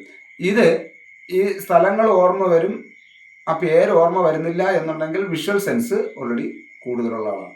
വിഷ്വൽ സെൻസാണ് അവരുടെ കൂടുതൽ വരുന്നത്. അതല്ല, ആ സ്ഥലം ആ ഓർമ്മ വരുന്നില്ല, പക്ഷെ പേരുകളെല്ലാം ഓർമ്മിക്കുന്ന ചില ആൾക്കാരുണ്ട്. അതിൻ്റെ ആ ഒരു ഫിലിം കണ്ടാലും അതിൻ്റെ ഡയലോഗ്സുകളൊക്കെ കൂടുതൽ ഓർമ്മ ഉള്ള ആളുണ്ട്. അതിൻ്റെ ആക്ഷനേക്കാൾ കൂടുതൽ ഡയലോഗ്സുകൾ ഓർമ്മ ഉള്ള ആൾക്കാരെന്ന് പറയുന്നത് ഓഡിറ്ററി സെൻസാണ് കൂടുതലുള്ളത്. അതേസമയം ആ പേരും അതിനേക്കാൾ കൂടുതൽ പ്രാധാന്യം എന്ന് പറയുന്നത് അതിനകത്ത് നമ്മൾ സഹകരിച്ച ബന്ധങ്ങളും കാര്യങ്ങളും ഇത്തരം കാര്യങ്ങൾ ഓർമ്മിച്ച് വെച്ചിരിക്കുന്ന ആൾ കിനസ്തറ്റിക് സെൻസാണ് കൂടുതലുള്ളത്. അവരാണ് ഏറ്റവും കൂടുതൽ ഇമോഷണലായി കണക്ഷൻ ഉള്ളതും അവർക്കാണ്. അപ്പോൾ ഇപ്പോൾ ടീച്ചർ പറഞ്ഞു വരുമ്പോൾ അത് ഇമോഷണൽ സെൻസ് കൂടുതലുള്ളത് കൊണ്ടാണ്. ബാക്കി 2 സെൻസും കുറച്ച് ഒന്ന് താഴോട്ട് നിൽക്കുന്നതാണ് ഈ ഒരു സിറ്റുവേഷൻ ഉണ്ടാകുന്നത്. അപ്പോൾ സബ് കോൺഷ്യസ് മൈൻഡിൽ നമുക്ക് ഈ 5 ഇന്ദ്രിയങ്ങളുണ്ടെങ്കിലും പ്രധാനമായിട്ടും 3 ലാംഗ്വേജാണ്, 3 രീതിയിൽ, 3 ശൈലിയാണ്. അതായത് ഇപ്പോൾ ഉദാഹരണം പറഞ്ഞാൽ, ഇപ്പോൾ എനിക്കിപ്പോൾ ഓഡിറ്ററി സെൻസ് കൂടുതലാണ്, എൻ്റെ വൈഫിന് വിഷ്വൽ സെൻസാണ് കൂടുതലുണ്ടെന്ന് വിചാരിക്കുക. അവരെ സംബന്ധിച്ചിടത്തോളം അവർക്ക് നമ്മളോട് സ്നേഹം കാണിക്കാനേ കഴിയൂ, പറഞ്ഞറിയിക്കാൻ കഴിയില്ല. എനിക്ക് ഓഡിറ്ററി സെൻസ് കൂടുതലാണെങ്കിൽ എനിക്ക് കേൾക്കുക തന്നെ വേണം, കേൾക്കുന്നതിലൂടെയാണ് എനിക്ക് തൃപ്തി. അവർ കാണിക്കുന്നത് അതൊരു യാന്ത്രികമായിട്ടൊക്കെ തോന്നാം, അല്ലെങ്കിൽ അത്ര അതിൻ്റെ ഒരു സീരിയസ് മനസ്സിലാവില്ല. അതേസമയം പറയണം, ഇഷ്ടമാണ് അല്ലെങ്കിൽ നിങ്ങൾ ചെയ്ത നല്ലതാണ് എന്ന് പറയും. ചില നമ്മൾ ഫുഡ് കഴിക്കുമ്പോഴായാലും നമ്മൾ കഴിക്കുമ്പോൾ ഓൾറെഡി നമ്മൾ കഴിക്കുമ്പോൾ ഇപ്പോൾ ഞാൻ കൊടുക്കുന്ന ഒരു ഫുഡാണ് അവർ കഴിച്ചിട്ട് അവരത് കഴിക്കുന്നതിൻ്റെ സന്തോഷം കണ്ടാലും എനിക്ക് അത്ര അങ്ങോട്ട് തൃപ്തി വരില്ല. ആ ഫുഡ് കൊള്ളാം എന്ന് അവരെ വായിൽ നിന്ന് എനിക്ക് കേൾക്കണം. കുടുംബങ്ങളിൽ നടക്കുന്ന നിരവധി പ്രശ്നങ്ങളിൽ ഈ 3 സെൻസിൻ്റെയും പ്രശ്നങ്ങളുണ്ട്. അതുകൊണ്ട് നമ്മൾ പലപ്പോഴും നമുക്ക് ഇഷ്ടമല്ലാത്ത കാര്യങ്ങൾ നമ്മൾ കൃത്യമായി അവരോട് പറഞ്ഞ് മനസ്സിലാക്കി കൊടുക്കാൻ ശ്രമിക്കുമ്പോഴും അവർക്കത് മനസ്സിലാക്കാൻ പറ്റാത്തതിൻ്റെ പിന്നിലും അതിൻ്റെ കാരണമുണ്ട്. കാരണം നമുക്ക് ചിലപ്പോൾ ഓഡിറ്ററി സെൻസ് ആയിരിക്കും കൂടുതലുള്ളത്. അതുകൊണ്ട് നമ്മൾ പറയണം, ആവർത്തിച്ച് പറയാനാണ് ശ്രമിക്കുന്നത്. അവരെ സംബന്ധിച്ചിടത്തോളം അത് കാണിക്കുക തന്നെ വേണം. ഇങ്ങനെ വരുന്നുണ്ട്. കിനസ്തറ്റിക് സെൻസ് എന്ന് പറയുമ്പോഴത്തേക്ക് അത് ഫീലിങ്സ് ഇട്ട് തന്നെ അവരെടുത്ത് ഡീൽ ചെയ്യണം, എന്നാലേ പരസ്പരം മനസ്സിലാക്കാൻ പറ്റും. ഈ 5 ഇന്ദ്രിയങ്ങൾ തന്നെ 3 രീതിയിലേക്ക് അവൻ്റെ സെൻസിനെ ഉറപ്പിക്കും. അതാണ് വരുന്നത്. അപ്പോൾ ഇതിലേതാണ് എന്നുള്ളത് നമുക്ക് നമ്മുടെ സെൻസ് നോക്കുമ്പോൾ അതിൻ്റെയൊക്കെ ഗ്രാഫുകളുണ്ട്, സർവേ ഉണ്ട്. അതൊക്കെ ചെയ്ത് നോക്കുമ്പോഴത്തേക്ക് കൃത്യമായിട്ട് അറിയാൻ പറ്റും നമ്മുടെ സെൻസ് ഏതാണ്. ഒരു ഉദാഹരണം പറഞ്ഞാൽ, നമ്മളൊരു ഫിലിം കണ്ടുകൊണ്ടിരിക്കുകയാണെങ്കിൽ ഒരാൾ കഥ പറയണമെന്ന് വിചാരിക്കുക. കഥ പറയുകയാണെങ്കിൽ ആ പറയുമ്പോൾ ഇപ്പോൾ ഓഡിറ്ററി സെൻസ് കൂടുതലുള്ള ആളാണെങ്കിൽ, ഇപ്പോൾ ഒരു മോഹൻലാലിൻ്റെ ഫിലിമിനെ കുറിച്ചുള്ള ഒരു കഥ പറയുകയാണെങ്കിൽ അതിൻ്റെ ഡയലോഗ്സുകളായിരിക്കും എപ്പോഴും ആ കഥ പറയുന്നതിൽ കൂടുതൽ നിഴലിച്ച് നിൽക്കുന്നത്. അവരുടെ ഈ ഓഡിറ്ററി സെൻസ് ഉള്ളവരുടെ നിഴലിച്ചിരിക്കുന്നതിന് ആ ഫിലിമിൻ്റെ ഡയലോഗ്സുകളായിരിക്കും. അത് നായകൻ പറഞ്ഞതായിരിക്കാം, നായിക പറഞ്ഞതായിരിക്കാം. ഇങ്ങനെ ഡയലോഗ്സുകൾ കൂടുതൽ, ഫിലിമിൻ്റെ ഡയലോഗ്സുകൾ കൂടുതൽ പറഞ്ഞുകൊണ്ടിരിക്കുകയാണെങ്കിൽ നമുക്ക് മനസ്സിലാക്കാം അവർ ഓൾറെഡി ഓഡിറ്ററി സെൻസാണ്. അതേസമയം അതിൻ്റെ ആക്ഷൻസുകളാണ് കൂടുതൽ പറഞ്ഞുകൊണ്ടിരിക്കുന്നത്. കഥയിൽ ഉടനീളം ആക്ഷൻസ് കാണിച്ചുകൊണ്ടിരിക്കുകയാണെങ്കിൽ നമുക്ക് മനസ്സിലാക്കാം അവരിൽ വിഷ്വൽ സെൻസാണ് കൂടുതലുള്ളത്. അതല്ല, ആ ഫിലിമിനകത്തുള്ള സിറ്റുവേഷൻസുകളെ കുറിച്ച് അതിൻ്റെ ഇപ്പോൾ മോഹൻലാൽ അച്ഛൻ പറഞ്ഞപ്പോഴത്തേക്ക് മോഹൻലാൽ സഹോദരിയുടെ കല്യാണത്തിന് വരാതെ ഇറങ്ങി പോയപ്പോഴത്തേക്കുണ്ടായ അവസ്ഥയും അതിൻ്റെ ഒരു ബാക്ക്ഗ്രൗണ്ടും അതിൻ്റെ അത്തരം സീനറികളും ഒക്കെ തന്നെ കൂടുതൽ ഇഷ്ടപ്പെടുന്ന കഥ പറയുന്നതിൽ ആ ഒരു സമയത്തൊരു പാട്ടുണ്ട്. ആ പാട്ട് രംഗത്ത് ആ സീനറി കാണാൻ എന്ത് രസം, ഇങ്ങനെ അതിൻ്റെ സീനുകളെ കൂടുതൽ കൂടുതൽ പറഞ്ഞുകൊണ്ടിരിക്കുന്ന വ്യക്തി കിനസ്തറ്റിക് സെൻസ് ആയിരിക്കും. ഇങ്ങനെയാണ് ഈ 3 സെൻസ്. നമുക്കൊരു 10 മിനിറ്റ് ഒരാളോട് സംസാരിച്ചാൽ നമുക്ക് ഏകദേശം ഒരു ധാരണ മനസ്സിലാവും ഇവർ ഏത് സെൻസുകാരാണെന്നത്. അപ്പോൾ ആ സെൻസ് അനുസരിച്ച് നമുക്ക് എന്ത് ചെയ്യാൻ പറ്റും, സംസാരിക്കാനും പറ്റും. അപ്പോൾ ഇത് ഇപ്പോൾ ടീച്ചർ അത് ചോദിച്ചുകൊണ്ട് നമ്മൾ പഞ്ചേന്ദ്രിയങ്ങളുമായി ബന്ധപ്പെട്ട പ്രധാനപ്പെട്ട ഒരു കാര്യം പറഞ്ഞതുകൊണ്ടും ഞാനിവിടെ സൂചിപ്പിച്ചതാണ്. അപ്പോൾ നമ്മുടെ ബോധ മനസ്സെന്ന് പറയുന്നത് നമുക്ക് ഇപ്പോൾ ഇവിടെ ലഭിക്കുന്ന കാര്യങ്ങൾ മാത്രമാണ്. അതിൻ്റെ സ്റ്റോറേജ് എന്ന് പറയുന്നത് വളരെ ഷോർട്ട് ടൈം മെമ്മറിയാണ്. അതിനെ ഉപബോധ മനസ്സിലേക്ക് മാറ്റുക എന്നുള്ളതാണ് നമ്മുടെ മെയിൻ ലക്ഷ്യവും. അപ്പോൾ ഉപബോധ മനസ്സിലേക്ക് മാറ്റണം. ആ ഉപബോധ മനസ്സിലേക്ക് മാറ്റുന്നതെന്ന് പറയുന്നത് നമുക്ക് എങ്ങനെ മാറ്റുക എന്നുള്ളതാണ്. നമുക്ക് പോസിറ്റീവായിട്ടുള്ളൊരു മേഖലയിലൂടെ നമുക്ക് ഈ ക്ലാസ് മുന്നോട്ട് പോകുമ്പോൾ പോസിറ്റീവായിട്ടുള്ളൊരു മേഖലയിലൂടെ നമ്മളുടെ ഉപബോധ മനസ്സിലേക്ക് നിറയ്ക്കേണ്ടതുണ്ട്. അതാണ് ശരിക്കും നമ്മളെ ഈ ക്ലാസ് മുന്നോട്ട് പോകുന്നതിൽ ഏറ്റവും പ്രധാനപ്പെട്ടൊരു ഏരിയ എന്ന് പറയുന്നത്. ഓക്കെ, പഞ്ചേന്ദ്രിയങ്ങൾ വഴിയാണ് അറിയാം, നമ്മൾ പറഞ്ഞു. ബോധ മനസ്സിനെക്കുറിച്ച് നമുക്ക് എല്ലാവർക്കും അറിയാവുന്നതാണ്. ഇനി അതായത് നമ്മുടെ ബോധ മനസ്സിൻ്റെ ഏറ്റവും വലിയൊരു പ്രത്യേകതയാണ് ഇത്, നമ്മൾ ശരിക്കും യൂസ് ചെയ്യേണ്ടതാണ്. അതായത് എനിക്ക് കഴിയും എന്ന് തോന്നുന്ന സമയത്ത് എനിക്ക് കഴിയില്ല എന്നും കൂടി വരില്ല. അതൊരു വലിയ നേട്ടമാണ്. നമ്മുടെ ബോധ മനസ്സിനെ സംബന്ധിച്ചിടത്തോളം വലിയൊരു നേട്ടമാണ്. എനിക്ക് കഴിയും എന്ന് തോന്നുന്ന ഒരു സമയം എനിക്ക് കഴിയില്ല എന്ന് തോന്നില്ല. മനസ്സിലായില്ലേ? രണ്ടും കൂടെ ഒരുമിച്ച് വരില്ല. അതൊരു വലിയൊരു നേട്ടമാണ്. എന്നെ കൊണ്ടത് ചെയ്യാൻ പറ്റും, എന്നെ കൊണ്ടത് ചെയ്യാൻ, എനിക്കത്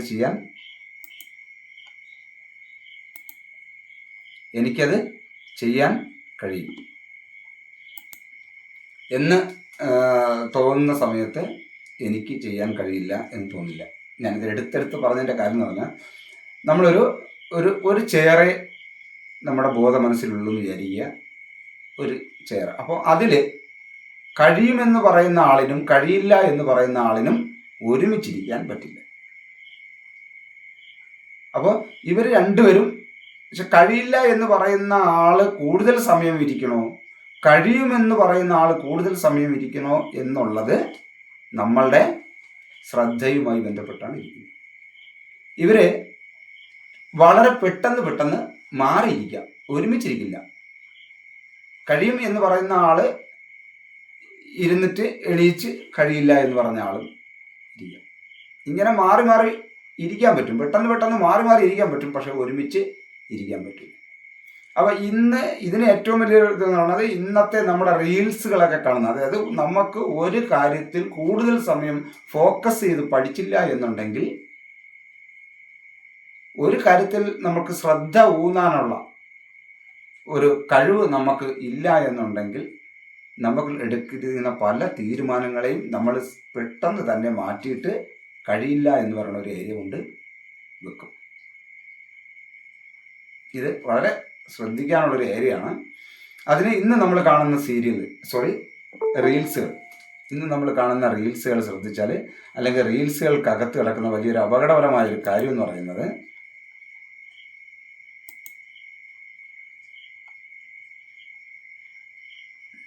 വന്നിട്ട് പോയി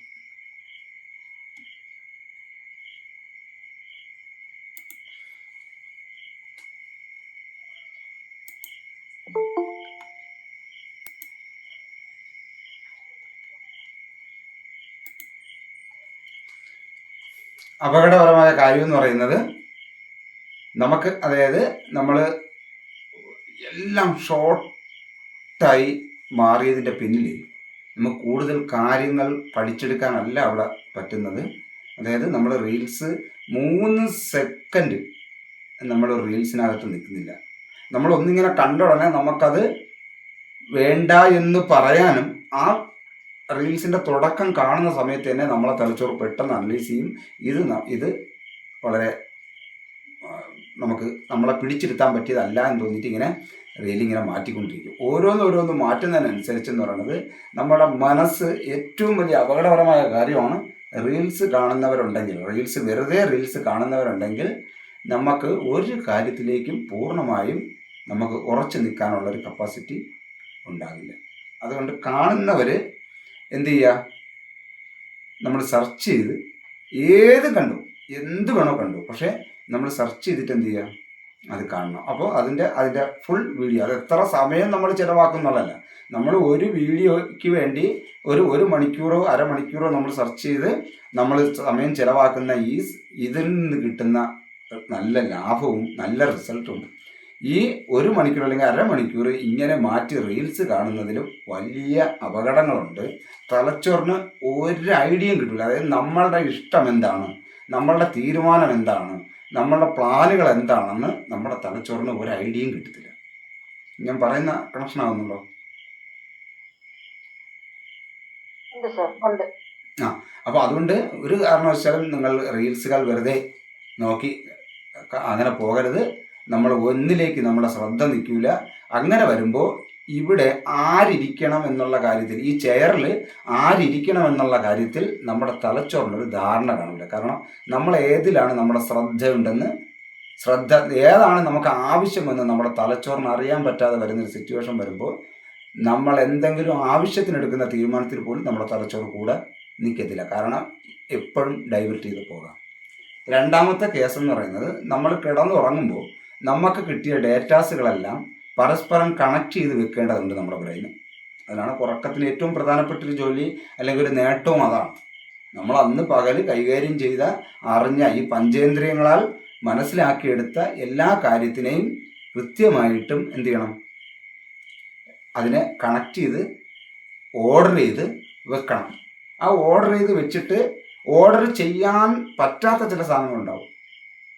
അതിനെല്ലാത്തിനും കൂടെ എന്ത് ചെയ്യും,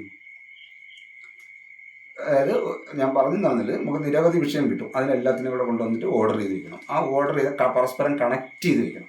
അല്ലാതെ ബ്രെയിനിൽ ഇല്ല. കണക്ട് ചെയ്യാതെ കിടന്നാൽ നമ്മൾ പിറ്റന്നത്തെ ദിവസം മാനസികപരമായ ഭയങ്കര സംഘർഷത്തിലായിരിക്കും. നമ്മൾ എടുക്കുന്ന ഒരു കാര്യത്തിനോട്ടും ക്ലിയർ വരില്ല. അപ്പോൾ അതുകൊണ്ട് ഈ കണക്ട് ചെയ്യാൻ പറ്റാത്ത എല്ലാ വിഷയങ്ങളും എടുത്തിട്ട് നമ്മുടെ ലക്കാണ് സ്വപ്നങ്ങൾ കാണുന്നതെന്ന് പറയുന്നത്, അതെല്ലാം കൂടെ പറക്കി കൂട്ടി ഒരു പുതിയൊരു കഥ ക്രിയേറ്റ് ചെയ്യും. അതാണ് നമ്മൾ ഈ കാണുന്ന സ്വപ്നങ്ങൾ. എല്ലാം വേസ്റ്റുകളെല്ലാം കൂടെ, അതായത് എവിടെയും എടുത്തു വെച്ച് കണക്ട് ചെയ്യാൻ പറ്റാത്ത ചില കാര്യങ്ങളുണ്ടാവും. അതെല്ലാം കൂടെ എടുത്തു വെച്ചിട്ടായിരിക്കും സ്വപ്നങ്ങളാക്കി ഒരു കഥ പോലെ അങ്ങ് ഔട്ട് ചെയ്ത് കളയുന്നത്. ഒരു കഥാരൂപത്തിലേക്ക് അതിനെ അങ്ങ് മാറ്റി അങ്ങ് സബ് കോൺഷ്യസ് മൈൻഡിൻ്റെ അകത്ത് വെക്കും. അങ്ങനെയും കൂടെ വെക്കാൻ പറ്റാത്ത കാര്യങ്ങൾ നമ്മളെ ന്യൂറോൺസിനകത്ത് ചിതറിക്കിടക്കുന്നത് കൊണ്ട് തന്നെ നിലവിൽ കണക്റ്റായി കിടക്കുന്ന പല കാര്യങ്ങളും കണക്ടിവിറ്റി ഇല്ലാതെയും കൂടെ ആകും. കാരണം ഈ ചിതറിക്കിടക്കുന്ന ഈ ഡേറ്റാസുകൾ ബ്രെയിനകത്ത് ഇങ്ങനെ അലയടിച്ച് നടക്കും. എവിടെ ചേർക്കണമെന്നല്ല, അത് നമുക്ക് നമ്മുടെ ജീവിതത്തിൽ ഒരുപാട് അസ്വസ്ഥതകൾ, നമ്മൾ നിലവിൽ അറിയാവുന്ന കുറേ നോളജുകൾ നമുക്കത് ഉപയോഗപ്രദമല്ലാതെ ഇതിൻ്റെ അകത്തൂടെ കയറിയിട്ട് ഇങ്ങനെ വേസ്റ്റായിട്ട് സംഭവിച്ചുകൊണ്ടിരിക്കും. അപ്പോൾ അതുകൊണ്ട് ഒരു കാരണവശാലും പരസ്പരം വിരുദ്ധമായിട്ടുള്ള ചിന്തകൾ ബോധതലത്തിൽ മാറി മാറി വരുമ്പോൾ ഒരേ സമയം ഒന്നിലധികം ചിന്തകൾ നമ്മിലുള്ളതായി നമുക്ക് തോന്നാം. എന്നാൽ യഥാർത്ഥത്തിൽ ഒരു സമയത്ത് ഒരു ചിന്ത മാത്രമാണ് ഉള്ളത്, നമുക്കറിയാൻ പറ്റാത്തത്. തീർച്ചയായും നമ്മൾ ആ ഒരു ഏരിയ, ഈ ശ്രദ്ധാ തത്വത്തിന് വേണ്ടി ഏറ്റവും കുറഞ്ഞത് നിങ്ങൾ റീൽസ് കാണുന്നത് ഒരു ഉറങ്ങുന്നതിന് മുമ്പ് ഒരു അരമണിക്കൂറെങ്കിലും റീൽസ് കാണാലോ, മൊബൈലിൽ നോക്കിയിരിക്കലോ, മൊബൈലിൽ നിങ്ങൾ സെർച്ച് ചെയ്ത് നിങ്ങൾക്ക് ഇഷ്ടപ്പെട്ടൊരു വിഷയം നോക്കി കാണാം. പക്ഷേ തീർച്ചയായും നിങ്ങളല്ലാതെ റീൽസ് കണ്ടിട്ട് അവിടെ നിന്ന് ഉറക്കാനൊന്നും പോകരുത്. സബ് കോൺഷ്യസ് മൈൻഡിനകത്ത് കാരണം സബ് കോൺഷ്യസ് മൈൻഡുമായിട്ട് ആകെ കമ്മ്യൂണിക്കേഷൻ വരുന്നത്, ഏറ്റവും കൂടുതൽ ബന്ധം, അതായത് ബോധ മനസ്സും ഉപബോധ മനസ്സും തമ്മിലുള്ള അടുത്ത് ബന്ധം വരുന്നത് നമ്മൾ ഉറങ്ങുന്നതിന് അരമണിക്കൂറിന് മുമ്പും ഉറങ്ങി എണീക്കുമ്പോഴുള്ള അരമണിക്കൂറും സമയങ്ങളിലാണ്. അപ്പോൾ തീർച്ചയായിട്ടും നിങ്ങൾ എന്ത് ചെയ്യുക, ഈ കാര്യത്തെ ഇതിൻ്റെ നോട്ട് 7 ഗ്രൂപ്പിലൊക്കെ ഉള്ളവർ ഇത് നമുക്ക് തന്നിട്ടുണ്ടോ സാറേ? ഇതിന്റെ നോട്ട് നമുക്ക് തരുമോ സാറ്? ഇപ്പൊ ഏത് ബാച്ചാ? 8 ഇട്ടിട്ടുണ്ട് ഞാൻ. ഇട്ടുണ്ടല്ലേ? Okay okay. ആ ഞാൻ ചെക്ക് ചെയ്തില്ല. ഇന്നലത്തെയാണ്, അന്നെന്നുള്ള നോട്ടൂടെ അറ്റൻഡ് ചെയ്ത് വന്നാൽ ആ ആ ആ കേട്ടോ. 8 PDF ഫയലായിട്ട് ഇട്ടിട്ടുണ്ട്. ആ ആയിക്കോട്ടെ. ഞാൻ കുറച്ച് തിരക്കാരണം നോക്കാൻ പറ്റിണ്ടായില്ല. Okay okay. ഓക്കെ ശരി. ഓക്കെ, ഇതാണ് നമ്മൾ പറഞ്ഞ ഒരു നമ്മുടെ നമ്മുടെ പിന്നെ ന്യൂറോണിൻ്റെ ബോധ മനസ്സിൻ്റെയും ഉപബോധ മനസ്സിൻ്റെയും സെൻട്രലായിട്ടൊരു ആളുണ്ടാവും, ഒരു കാവൽക്കാരനുണ്ടാവും, ഒരു ഫാക്കൽറ്റി ഉണ്ടാവും. അദ്ദേഹം വിചാരിക്കും ഏതൊക്കെയാണ് അകത്തോട്ട് ഇടേണ്ടത്, ഏതൊക്കെയാണ് പുറത്തോട്ട് ഇടേണ്ടതെന്നുള്ള. ഇനിയുള്ള വളരെ ഒരു സീരിയസ് ആയിട്ടുള്ള കാര്യം കൂടെ ഇവിടെ ഞാൻ സൂചിപ്പിക്കാം. നമ്മൾ ഇന്നലെ വരെ നമ്മളെ ബ്രെയിനിൽ കിടക്കുന്നത് നെഗറ്റീവായിട്ടുള്ള അല്ലെങ്കിൽ ഉപയോഗപ്രദമല്ലാത്ത അല്ലെങ്കിൽ തെറ്റിദ്ധാരണകളുടെ വിശകലനം ചെയ്യാതെ കിടക്കുന്ന ഡേറ്റാസുകളാണ് കിടക്കുന്നതെങ്കിൽ തീർച്ചയായും നമ്മളുടെ ബോധമനസ്സ്, ആ ബോധമനസ്സിൽ ഒരു കാവൽക്കാരനുണ്ടെന്ന് പറഞ്ഞു. ബോധമനസ്സിൻ്റെ ഉപബോധ മനസ്സിൻ്റെ ഇടയിൽ ഒരു കാവൽക്കാരനുണ്ട്. ആ കാവൽക്കാരൻ നമുക്ക് ആവശ്യം എന്ത് എന്നല്ല പ്രധാനമായിട്ട് നോക്കുന്നത്. ഉപബോധ മനസ്സിൽ നമ്മൾ എന്താണ് നിറച്ചു വെച്ചിരിക്കുന്നത് അതിന് വേണ്ടുന്ന കാര്യങ്ങൾ മാത്രമേ എന്ത് ചെയ്യൂ, ബോധ മനസ്സിൽ നിന്ന് നമ്മൾ കാണുന്നതിൽ നിന്ന് അകത്തോട്ട് എടുക്കും. അപ്പോൾ നമ്മളെ മനസ്സിൽ വൈരാഗ്യവും വാശിയും വെറുപ്പും ഒക്കെ ആണെങ്കിൽ അത്തരം കാര്യങ്ങളായിരിക്കും എപ്പോഴും നമ്മളെ ബോധ മനസ്സിൽ വരുന്ന കാര്യങ്ങളും അകത്തോട്ട് എടുക്കുന്നത്. ശരിക്കു പറഞ്ഞാൽ ഉപബോധ മനസ്സിനകത്ത് കിടക്കുന്ന വൈറസുകൾ ബോധ മനസ്സിനെ, നമ്മൾ ഇന്ന് അറിയുന്ന എല്ലാ കാര്യത്തെയും കാര്യമായി ബാധിക്കും. എന്നിട്ട് അവിടെ നിന്ന് ഫിൽട്ടർ ചെയ്തെടുക്കുന്നത് എപ്പോഴും അകത്ത് എന്താണുള്ളത്. കാരണം എന്താണ്, നമ്മൾ ആദ്യമേ പറഞ്ഞു, നമ്മളെ ഉള്ളിൽ കിടക്കുന്ന അറിവിനെ കണക്ടിവിറ്റി ചെയ്ത് പുതിയ കാര്യങ്ങൾ ചിന്തിക്കാൻ പറ്റും. അപ്പോൾ നമ്മളെ ഉള്ളിൽ എന്താണ് കിടക്കുന്നത് അത് മാത്രമായിരിക്കും ബോധ മനസ്സിൽ നമ്മൾ അറിയുന്ന കാര്യങ്ങളെ ഉപബോധ മനസ്സ് ക്യാച്ച് ചെയ്തെടുക്കും. അതുകൊണ്ട് നമ്മുടെ മനസ്സിൽ എന്താണ് കൂടുതലുള്ളത്, അവിടെയൊക്കെയാണ് നമ്മൾ ലോ ഓഫ് അട്രാക്ഷൻ്റെ ഒക്കെ കാര്യങ്ങൾ പറയുമ്പോൾ ഏറ്റവും കൂടുതൽ നിങ്ങൾ നല്ല നടക്കും നമുക്ക് ഇങ്ങനെ വിജയിക്കണം അല്ലെങ്കിൽ അത് നേടിയെടുക്കണം എന്നൊക്കെ നമ്മൾ സ്വപ്നങ്ങൾ കാണുമ്പോൾ അതായിരിക്കും ഉപബോധ മനസ്സിലുള്ളത്. അതുകൊണ്ട് തന്നെ ബോധ മനസ്സിന് അതിന് സാധ്യതയുള്ള എല്ലാ കാര്യങ്ങളും എന്ത് ചെയ്യും, മുന്നിൽ വരുന്നത് എല്ലാത്തിനെയും ആകർഷിച്ച് എടുക്കും. ഈ പ്രോസസ്സ് നടക്കുന്നതും ഇതുകൊണ്ട് തന്നെയാണ്. അപ്പോൾ ആഗ്രഹങ്ങളുള്ളവൻ രക്ഷപ്പെടുന്നതിൻ്റെ കാരണവും അവന് സാധ്യതകൾ കൂടുതലുള്ളതിൻ്റെ കാരണവും ശരിക്കും പറഞ്ഞാൽ ഈ ഉപബോധ മനസ്സിനകത്ത് നമ്മൾ എന്താണോ നിറയ്ക്കുന്നത് അതിൻ്റെ അടിസ്ഥാനത്തിലായിരിക്കും ബോധ മനസ്സ് പഞ്ചേന്ദ്രിയങ്ങൾ വഴി നമ്മളിലേക്ക് വരുന്നതിൽ നിന്ന് ബോധ മനസ്സിൻ്റെ അകത്തേക്ക് സേവ് ചെയ്യപ്പെടുന്നത്. ബാക്കിയുള്ളത് ഡിലീറ്റ് ആയി പോകും. ഇത് വളരെ ശ്രദ്ധിക്കേണ്ടതാണ്. അപ്പോൾ നമുക്ക് എന്താണോ വേണ്ടത് അതിനെക്കുറിച്ച് കൂടുതൽ നമ്മൾ എന്ത് ചെയ്യുക, നമ്മൾ ഈ മെഡിറ്റേഷൻ പോലുള്ള അല്ലെങ്കിൽ മറ്റ് നമ്മൾ ഫ്രീ ആയിരിക്കുമ്പോൾ നമ്മളിൽ നടക്കുന്ന കാര്യങ്ങളെന്ന് പറയുന്നത്, നമ്മൾ ചെയ്യേണ്ട കാര്യങ്ങളും നമ്മളെ ഉള്ളിൽ കിടക്കുന്ന പല ചിന്തകളെയും പല തീരുമാനങ്ങളെയും പുനർപരിശോധന നടത്തണം. പുനർപരിശോധന നടത്തണമെങ്കിൽ സബ് കോൺഷ്യസ് മൈൻഡിൽ നിന്ന് കോൺഷ്യസ് മൈൻഡിലേക്ക് വീണ്ടും ആ വിഷയത്തെ കൊണ്ടുവരണം.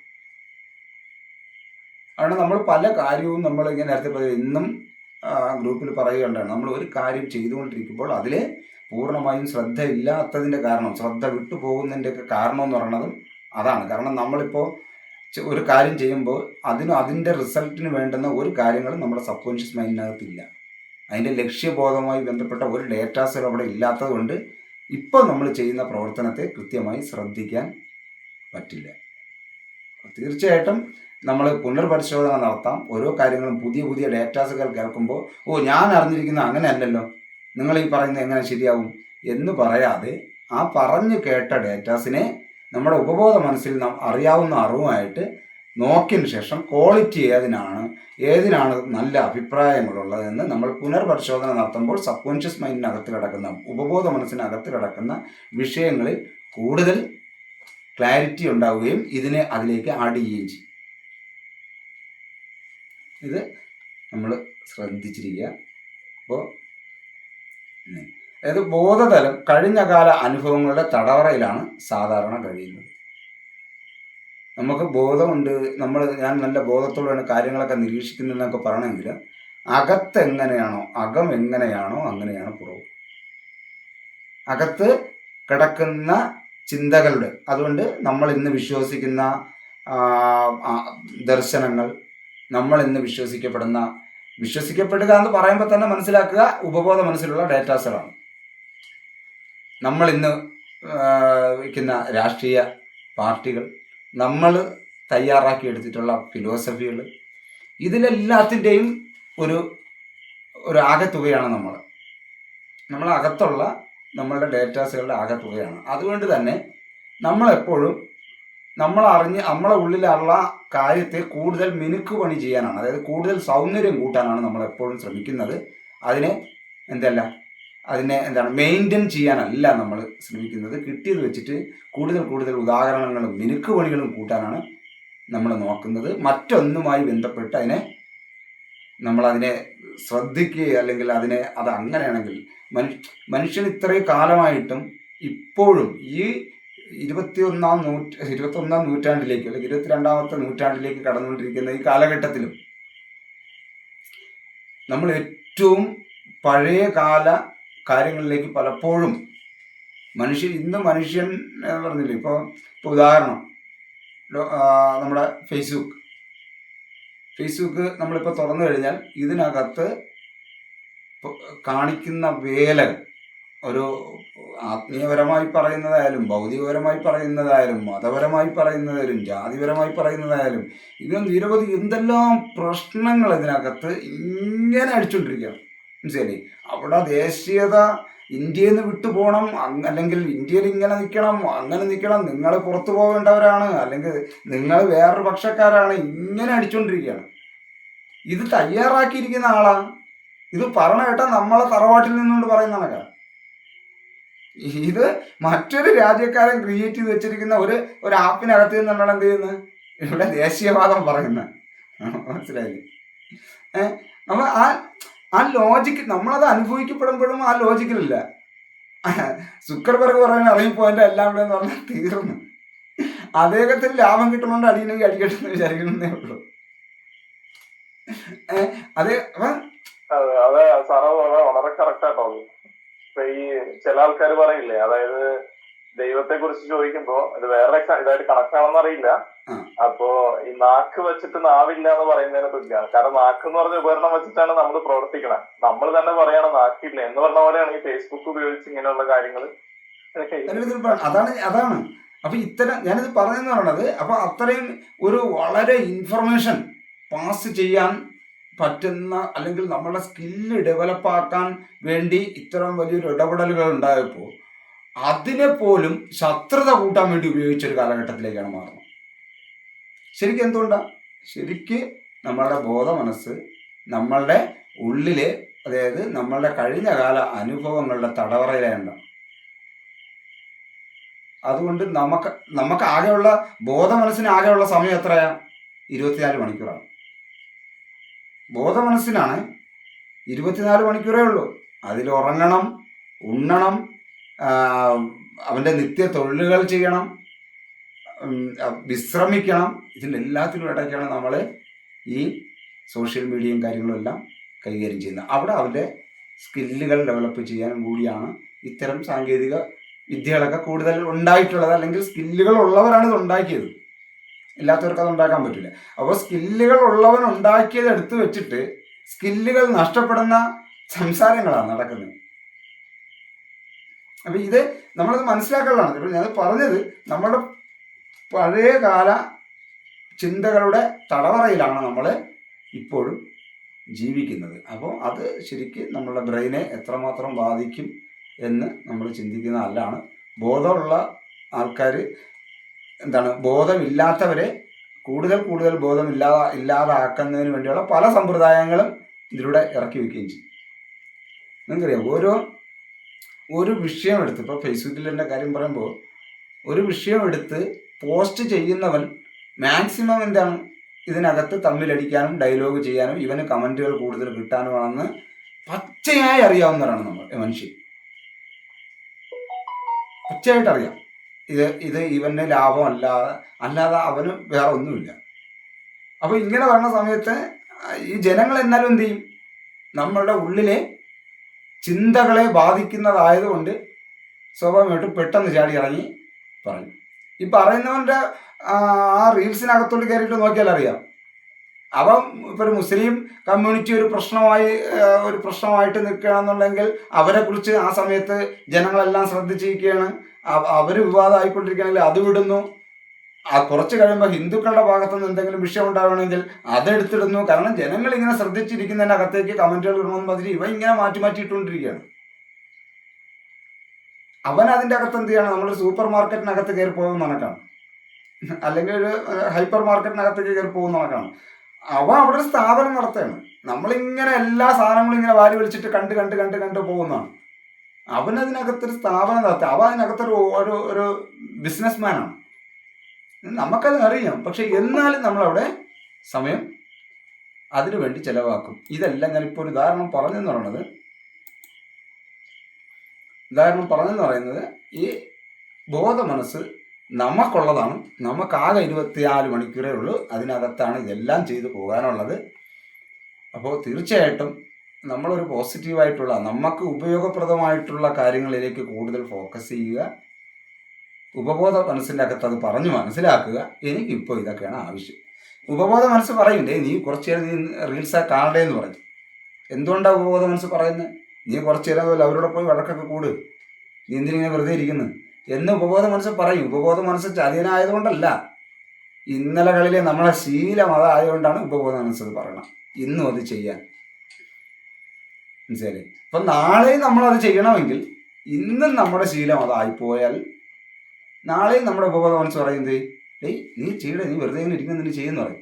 അതിന് വേണ്ടുന്ന ഡോപ്പമിൻ ആയിട്ടുള്ള ഹാപ്പി ഹോർമോണൊക്കെ മാക്സിമം നമ്മുടെ ഉപബോധ മനസ്സ് ഉൽപ്പാദിപ്പിച്ച് തരുകയും ചെയ്യും, അതിലേക്ക് അഡിക്റ്റ് ആക്കാനുള്ള. ഓക്കെ,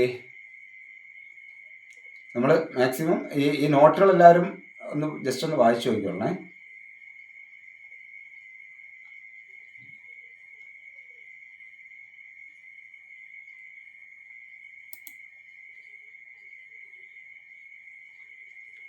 ഇനി വരുന്നത് ശരീര നിയന്ത്രണ തലവും എന്ന് പറയുന്ന ഒരു ഏരിയയാണ്.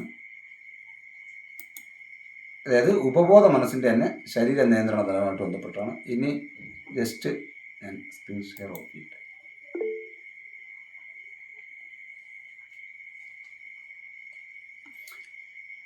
ഓക്കെ.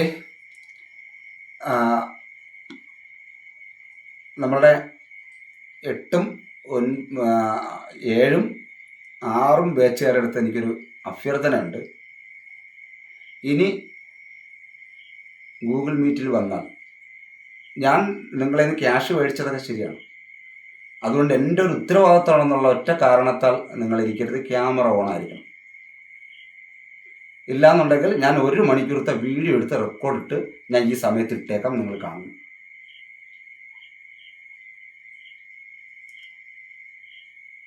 ഇത് മെൻ്റലി ഭയങ്കരമായിട്ടുള്ളൊരു ടെൻഷൻ അടിക്കുന്ന ഒരു സാധനമാണ്. ഞാൻ പല തവണ പറഞ്ഞിട്ടുണ്ട്. കാരണം നിങ്ങൾക്കറിയാം എൻ്റെ ക്ലാസ് ഏത് റേഞ്ചിൽ കയറി പോകുന്നുള്ളത്. ഞാൻ ആത്മാർത്ഥമായി ക്ലാസ് എടുക്കുന്ന ആളാണ്. 1 മണിക്കൂർ എന്നുള്ള 3 മണിക്കൂർ വരെ ഞാൻ ക്ലാസ് എടുത്തിട്ടുള്ളതാണ്. എങ്ങനെ ഞാൻ ഈ ഡിസ്പ്ലേയിൽ നോക്കിയിട്ട് ഓരോരുത്തരും പേരിൽ നോക്കിയിട്ട് ഒരു മനുഷ്യൻ എങ്ങനെ ഇരുന്ന് ക്ലാസ് ചെയ്യും? വളരെയധികം വേദനയുണ്ട്. നമുക്ക് അടുത്തൊരു ക്ലാസ് എടുക്കാനുള്ള മൂഡൊന്നും കിട്ടത്തില്ല. ഞാൻ ഇന്ന് മൈൻഡ് സെറ്റിലേക്ക് ഓരോ ദിവസവും പറയുന്നത് പുതിയ ബാച്ചുകളും ഒക്കെ അവർക്ക് അറിയില്ലെന്ന് പറയാം. ഞാൻ അത്ര ആത്മാർത്ഥം. എന്നിട്ട് ഞാൻ എല്ലാത്തിൻ്റെയും യൂട്യൂബിൽ ഇട്ടിട്ടില്ലെങ്കിലും യൂട്യൂബിലിട്ട് ബാക്കിയുള്ളവർക്ക് കണ്ടുപിടിക്കും. നിങ്ങൾക്ക് കൃത്യമായിട്ട് ഞാനത് റെക്കോർഡ് ചെയ്ത് ഞാൻ ഇടുന്നതാണ്. നമ്മൾ ഏത് റേഞ്ചിൽ, കാരണം എനിക്കിതിൽ റിസൾട്ട് ഉണ്ടാവണം എന്നുള്ളതാണ്. അപ്പോൾ ശരിക്കും എനിക്ക് ഭയങ്കര വേദന ഉണ്ടാകുന്നു. എനിക്ക് ഇത്ര സമയം തരുന്നു ക്ലാസ്. ഞാൻ ക്ലാസ്സിൽ എൻ്റെ പഴയ ക്ലാസ് കേട്ടിട്ടുള്ളവരെന്ന് ചിന്തിക്കുക, ഇപ്പോഴും ഞാൻ എൻ്റെ ക്ലാസ് മൈൻഡിൽ വന്നിട്ടുണ്ടോ? ഇങ്ങനെയാണോ ഞാൻ ക്ലാസ് എടുക്കുന്നത്?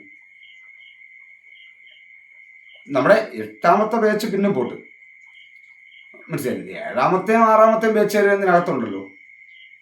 ഇപ്പം ഞാനത് എപ്പോഴും ഞാൻ പറയുന്നതാണ്, വലിയ പാടാണ് മനുഷ്യരെ.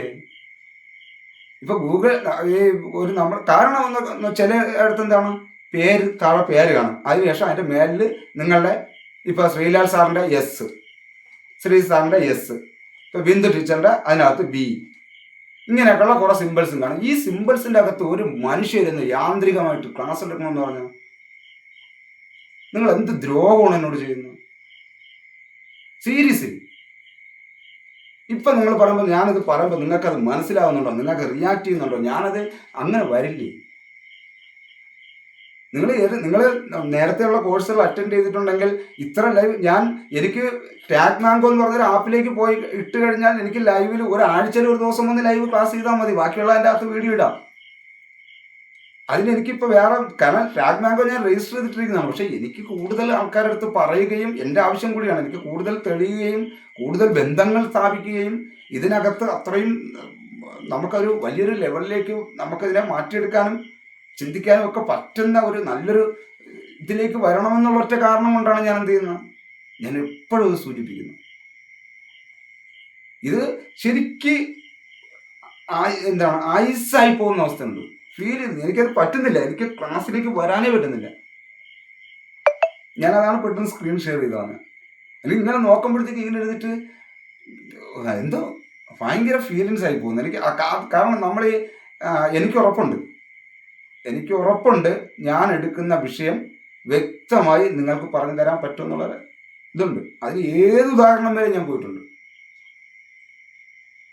നിങ്ങൾക്ക് ഈ ക്ലാസ്സിൽ വന്നിരിക്കുന്നതിലും റിസൾട്ട് ഉണ്ടാവണം, നമ്മൾ ഈ സമയം ചിലവാക്കുന്നതിലല്ല. അപ്പം ഞാൻ സ്വാഭാവികമായിട്ടും നിങ്ങൾ എങ്ങനെ വിലയിരുത്തും? ഇപ്പം ഈ 9ാമത്തെ ബാച്ചിലുള്ള ചിലപ്പോൾ 1-2 പേരുണ്ട് ഇതിനകത്ത്. അവരെങ്ങനെ ഈ ക്ലാസ് വിട്ട് വിലയിരുത്തും? ഇതെന്ത് ക്ലാസ്? ഞാൻ എൻ്റെ കഴിവാണ് സത്യത്തിൽ ഇല്ലാതാകുന്നത്.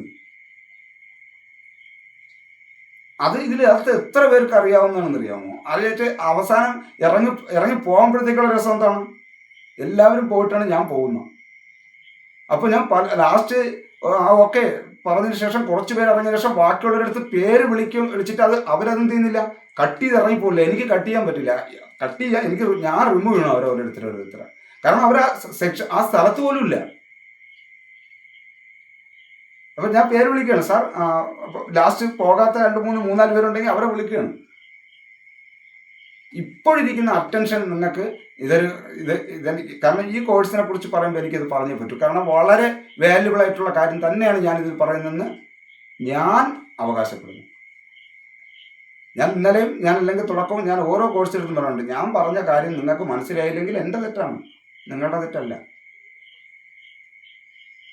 അപ്പൊ തീർച്ചയായിട്ടും ഞാൻ വേറെ മൊബൈലിലാണ് എന്ത് ചെയ്യുന്നത്, ഞാൻ റെക്കോർഡ് ചെയ്യുന്നത്. എന്തുകൊണ്ടോ വരാത്തവർക്കും നിങ്ങൾക്കും വീണ്ടും എന്ത് ചെയ്യണം, ആ വീഡിയോ കാണണം. എന്നിട്ട് നിങ്ങളുടെ ഇതെന്ത് ചെയ്യുന്നില്ല, ഞാൻ സ്ക്രീൻ റെക്കോർഡ് ചെയ്യുന്നില്ല, അതെടുത്ത് ഞാൻ ഇടുന്നില്ല. പക്ഷെ ചില സമയത്ത് ഞാൻ ഇതിനകത്ത് സ്ക്രീൻ ഷെയർ ചെയ്ത് ചില കാര്യങ്ങൾ വരച്ച് പറയുന്ന സമയത്ത് ആ സമയത്ത് മാത്രമാണ് ഇതിനകത്ത് ഞാൻ ആഡ് ചെയ്യുന്നത്. അപ്പോഴും എനിക്ക് 2 ജോലിയാണ്. നിങ്ങൾ മനസ്സിലാക്കിയാൽ നിങ്ങൾ ഇപ്പം ഇതിനകത്ത് ഞാൻ ഇന്നലത്തെ ക്ലാസ്സൊക്കെ ഞാൻ ഈ ഗ്രൂപ്പിനകത്തേക്ക് ഇടുമ്പോൾ എത്ര സമയമായി? ഇന്ത്യൻ സമയം എത്ര മണിയാവും? അപ്പം ഞാൻ ഇത് ഡൗൺലോഡ് ചെയ്തിട്ട് വേറെ ആരും കാണാത്ത രീതിയിലാണ്, പുറത്ത് ആർക്കും കാണാൻ പറ്റില്ല. പോരെങ്കിൽ ഇതിനകത്ത് എന്ത് ചെയ്യണം, ഞാൻ അഥവാ സ്ക്രീൻ ഷെയർ ചെയ്തു പോയാൽ ഈ മൊബൈലിലെടുത്ത വീഡിയോയുടെ അകത്ത് അത് കൊണ്ടൊന്ന് എഡിറ്റ് ചെയ്യണം. അങ്ങനെ കൊണ്ടൊന്ന് എഡിറ്റ് ചെയ്യണമെങ്കിൽ ഏത് സമയത്താണ് ഞാൻ സ്ക്രീൻ ഷെയർ ചെയ്തതെന്ന് മനസ്സിലാക്കിയിട്ട് അത് കട്ട് ചെയ്ത് കൊണ്ടൊന്ന് ഇതിനകത്ത് ഇടണം. അപ്പോൾ ഈ 2 മണിക്കൂർ ക്ലാസ് ഇടുന്നത് 2 മണിക്കൂർ ഞാൻ വീണ്ടും ഒന്ന് കാണണം. ഇത്രയൊന്നും പാടില്ല. നിങ്ങളുടെ ഇതിനൊക്കെ നിങ്ങളിങ്ങനെ ഇതാക്കിയിട്ട് ഇതിനകത്ത് സ്ക്രീൻ ഷെയർ ചെയ്ത് ഓൾറെഡി ഈ ടാബിൽ അങ്ങോട്ട് സ്ക്രീൻ ഷെയർ ചെയ്താൽ മതി, സ്ക്രീൻ റെക്കോർഡ് ചെയ്താൽ മതി, എല്ലാം അതിനകത്ത് വരും, ഓട്ടോമാറ്റിക്കലി അങ്ങ് ഇട്ടാൽ മതി. പക്ഷേ നിങ്ങളുടെ ഫേസ് അല്ലെങ്കിൽ അതങ്ങനെ എപ്പോഴും ഇടുമ്പോൾ സ്വാഭാവികമായിട്ടും പലരും ഇതിനകത്ത് ചിലപ്പോൾ പൊതുവെ അറിയാൻ ആഗ്രഹിക്കാത്തവരോ അല്ലെങ്കിൽ അപ്പോൾ അതും കൂടെ ഞാൻ മാനിക്കുന്നുണ്ട്. പക്ഷേ നിങ്ങൾ തീർച്ചയായിട്ടും അതായത് എൻ്റെ ക്ലാസ്സിൻ്റെ ഒരു പ്രത്യേകത എന്ന് പറയുന്നത്, എനിക്ക് നിലവിൽ അതായത് ഒരു പ്ലാൻ ചെയ്ത് വെച്ചിട്ട് വിഷയം മാത്രമേ ഞാൻ മനസ്സിൽ വെക്കൂ. ബാക്കിയൊക്കെ ആ സമയത്ത് സബ് കോൺഷ്യസ് മൈൻഡ് വഴി പറക്കിയെടുത്ത് സംസാരിക്കുന്നതാണ്. അത് നിങ്ങളുടെ ഒരു അറ്റൻഷൻ കൃത്യമായിട്ടും ഉണ്ടെങ്കിൽ നല്ലൊരു ഇതാണ്. അത് ഒരു പക്ഷേ ഇങ്ങനെ കുറച്ച് നേരമൊക്കെ നിന്ന് ഓരോരുത്തർ ഒന്ന് ഹൈഡായൊക്കെ ഒന്ന് റെസ്റ്റ് എടുക്കാനോ അല്ലെങ്കിൽ മറ്റതിനെ അങ്ങനെ മാറിയാലും കുഴപ്പമില്ല. ഇത് സ്റ്റാർട്ട് ചെയ്ത സമയം പോലെ ഇല്ല. അപ്പം ഞാൻ ഇങ്ങനെ ആകുമ്പോഴത്തേക്ക് എന്നെ മാത്രമേ ഞാൻ കാണുന്നുള്ളൂ. എല്ലാവർക്കും നമസ്കാരം എന്ന് പറയുമ്പോൾ ഞാൻ ഇങ്ങനെ ഇരുന്ന് തല ഇങ്ങനെ ആക്കണമെന്നല്ലാതെ ഇതൊന്നും വരുന്നില്ല. മെൻ്റലി ശരിക്ക് ഒരു ക്ലാസ്സൊക്കെ കഴിഞ്ഞിട്ട് നമ്മൾ ഇറങ്ങുമ്പോഴത്തേക്ക് സന്തോഷം ഉണ്ടാവണം, ഊർജ്ജം തീർന്നു പോകും. അതുകൊണ്ടാണ് ഇത് ഇങ്ങനെ ഞാൻ നിങ്ങളുടെ അടുത്ത് പറഞ്ഞത്. എനിക്കത് പറയേണ്ടി വരുന്നതാണ്. അത് പലരിടത്തും ഞാൻ അത് സത്യമാണ് സാറേ. ഇന്നലെ കഴിഞ്ഞ ദിവസം സാർ അങ്ങനെ ഞാൻ സാധാരണ ഇങ്ങനെ ചില ക്ലാസ്സുകൾ അറ്റൻഡ് ചെയ്യുമ്പോ ഇതേപോലെ ഇങ്ങനെ മ്യൂട്ട് ചെയ്ത് വെക്കും. അപ്പൊ എനിക്ക് അത് തോന്നാറുണ്ട് അങ്ങനെ പ്രശ്നം. സാറ് കഴിഞ്ഞ ദിവസം അങ്ങനെ വളരെ ആത്മാർത്ഥമായിട്ട് പറഞ്ഞപ്പോ ഞാൻ അതുകൊണ്ട് ഇന്ന് തുടക്കം മുതൽ ഇങ്ങനെ വീഡിയോ ഓൺ ചെയ്തു. ഞാൻ സാധാരണ വീഡിയോ ഓൺ ചെയ്യാറില്ല. അത് ശരി, സാറ് പറയുന്ന വളരെ വലിയ കാര്യമാണ്. അത് എല്ലാവരും എനിക്ക് തോന്നുന്ന ക്ലാസ് വീഡിയോ ഓൺ ചെയ്ത് നമുക്ക് സാറിനെ സപ്പോർട്ട് ചെയ്യണം എന്നാണ് എന്റെ അഭിപ്രായം കേട്ടോ. ഇന്നലെ എനിക്ക് ഈ വിഷയം പറയാൻ പറ്റൂ. അല്ലാന്നുണ്ടെങ്കിൽ വളരെ ഭംഗിയായിട്ട് ഈ വിഷയങ്ങൾ ഞാൻ എഡിറ്റ് ചെയ്തിട്ടേക്കാം. 1 മണിക്കൂർ കാണാനുള്ളത് ഓരോ ദിവസം ഇട്ടേക്കാം. സോറി സാർ, ഇനി ഉണ്ടാവും. സാറ് ഏറ്റവും നന്നായിട്ടുള്ള ക്ലാസ് തന്നെ നമുക്ക് തരുന്നത്. അത് നമ്മള് അത്രയും ഉൾക്കൊള്ളുന്നുണ്ട്. ഇനി നമ്മുടെ ഭാഗത്തുനിന്ന് ഉണ്ടാവില്ല. ശരി, ഓക്കെ. അല്ല, ഞാനിത് തുടങ്ങുന്ന സമയത്ത് പലപ്പോഴും പറഞ്ഞിട്ടുണ്ട്. അപ്പോൾ 1-2 പേരെങ്കിലും ഓണായിരിക്കുമായിരുന്നേ. ഇന്നിപ്പോൾ പിന്നെ കുറച്ച് സമയം കഴിഞ്ഞപ്പോൾ ശ്രീജിത്ത് സാറ് വന്നപ്പോഴത്തേക്ക് എനിക്കൊരു സന്തോഷമായി. മനസ്സിലായില്ലേ? അല്ലെങ്കിൽ അപ്പോൾ അങ്ങനെ ഒരു വിഷയമുണ്ട്. അപ്പോൾ അത് ഞാനിവിടെ സൂചിപ്പിച്ചതേ ഉള്ളൂ. ഒരു കാര്യം പറയാനായിരുന്നു. ഞാൻ പുറത്തായിരുന്നേ. അപ്പൊ നമ്മൾ പുറത്തൊന്ന് ഓണാക്കുമ്പോ നമ്മൾ ഈ പുറത്തൂടെ പോകുന്നതൊക്കെ കാണുമ്പോൾ മറ്റുള്ളവർ അതിലേക്ക് നോക്കൂലോ എന്ന് വിചാരിച്ചിട്ടാണ് ഞാൻ അധികം വീട്ടിലുള്ള സമയം ഓണാക്കാറുണ്ട്. ഇല്ലാത്ത സമയം അതാണ് പറ്റുന്നത്.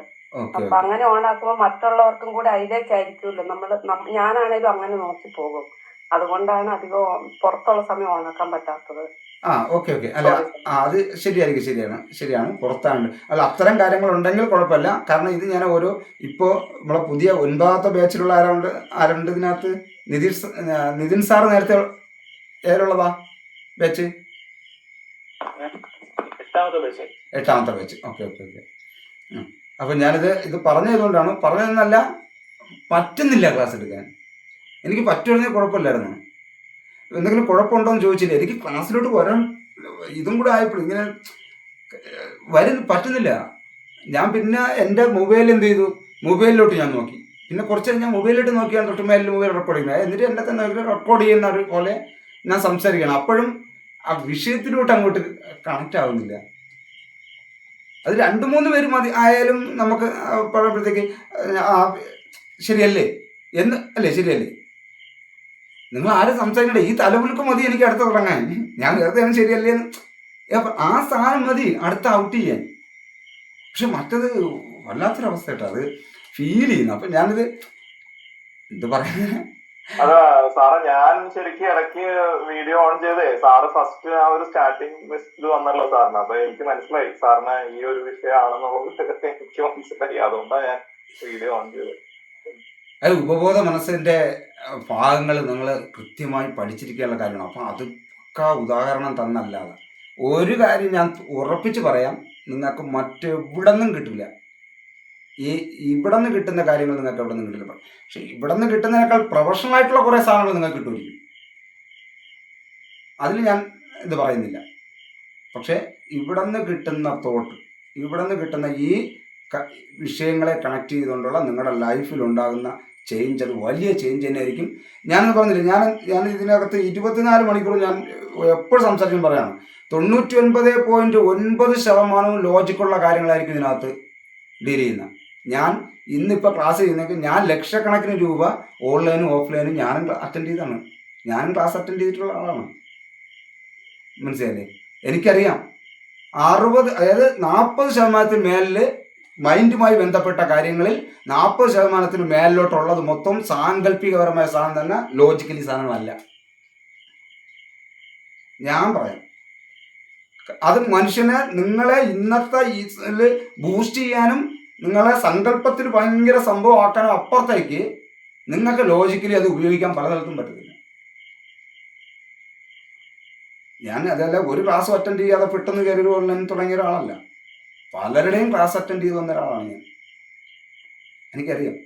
അത് നമ്മളെ വിശ്വാസം ആയിട്ട് ഇപ്പൊ ലോ ഓഫ് അട്രാക്ഷൻ, ഇതിനകത്ത് ഇപ്പൊ ഹിപ്നോട്ടിസം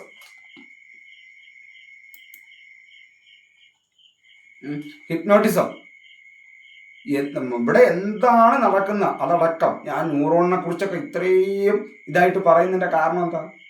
നമുക്കതിനെ കൺട്രോൾ ചെയ്യാൻ പറ്റണം.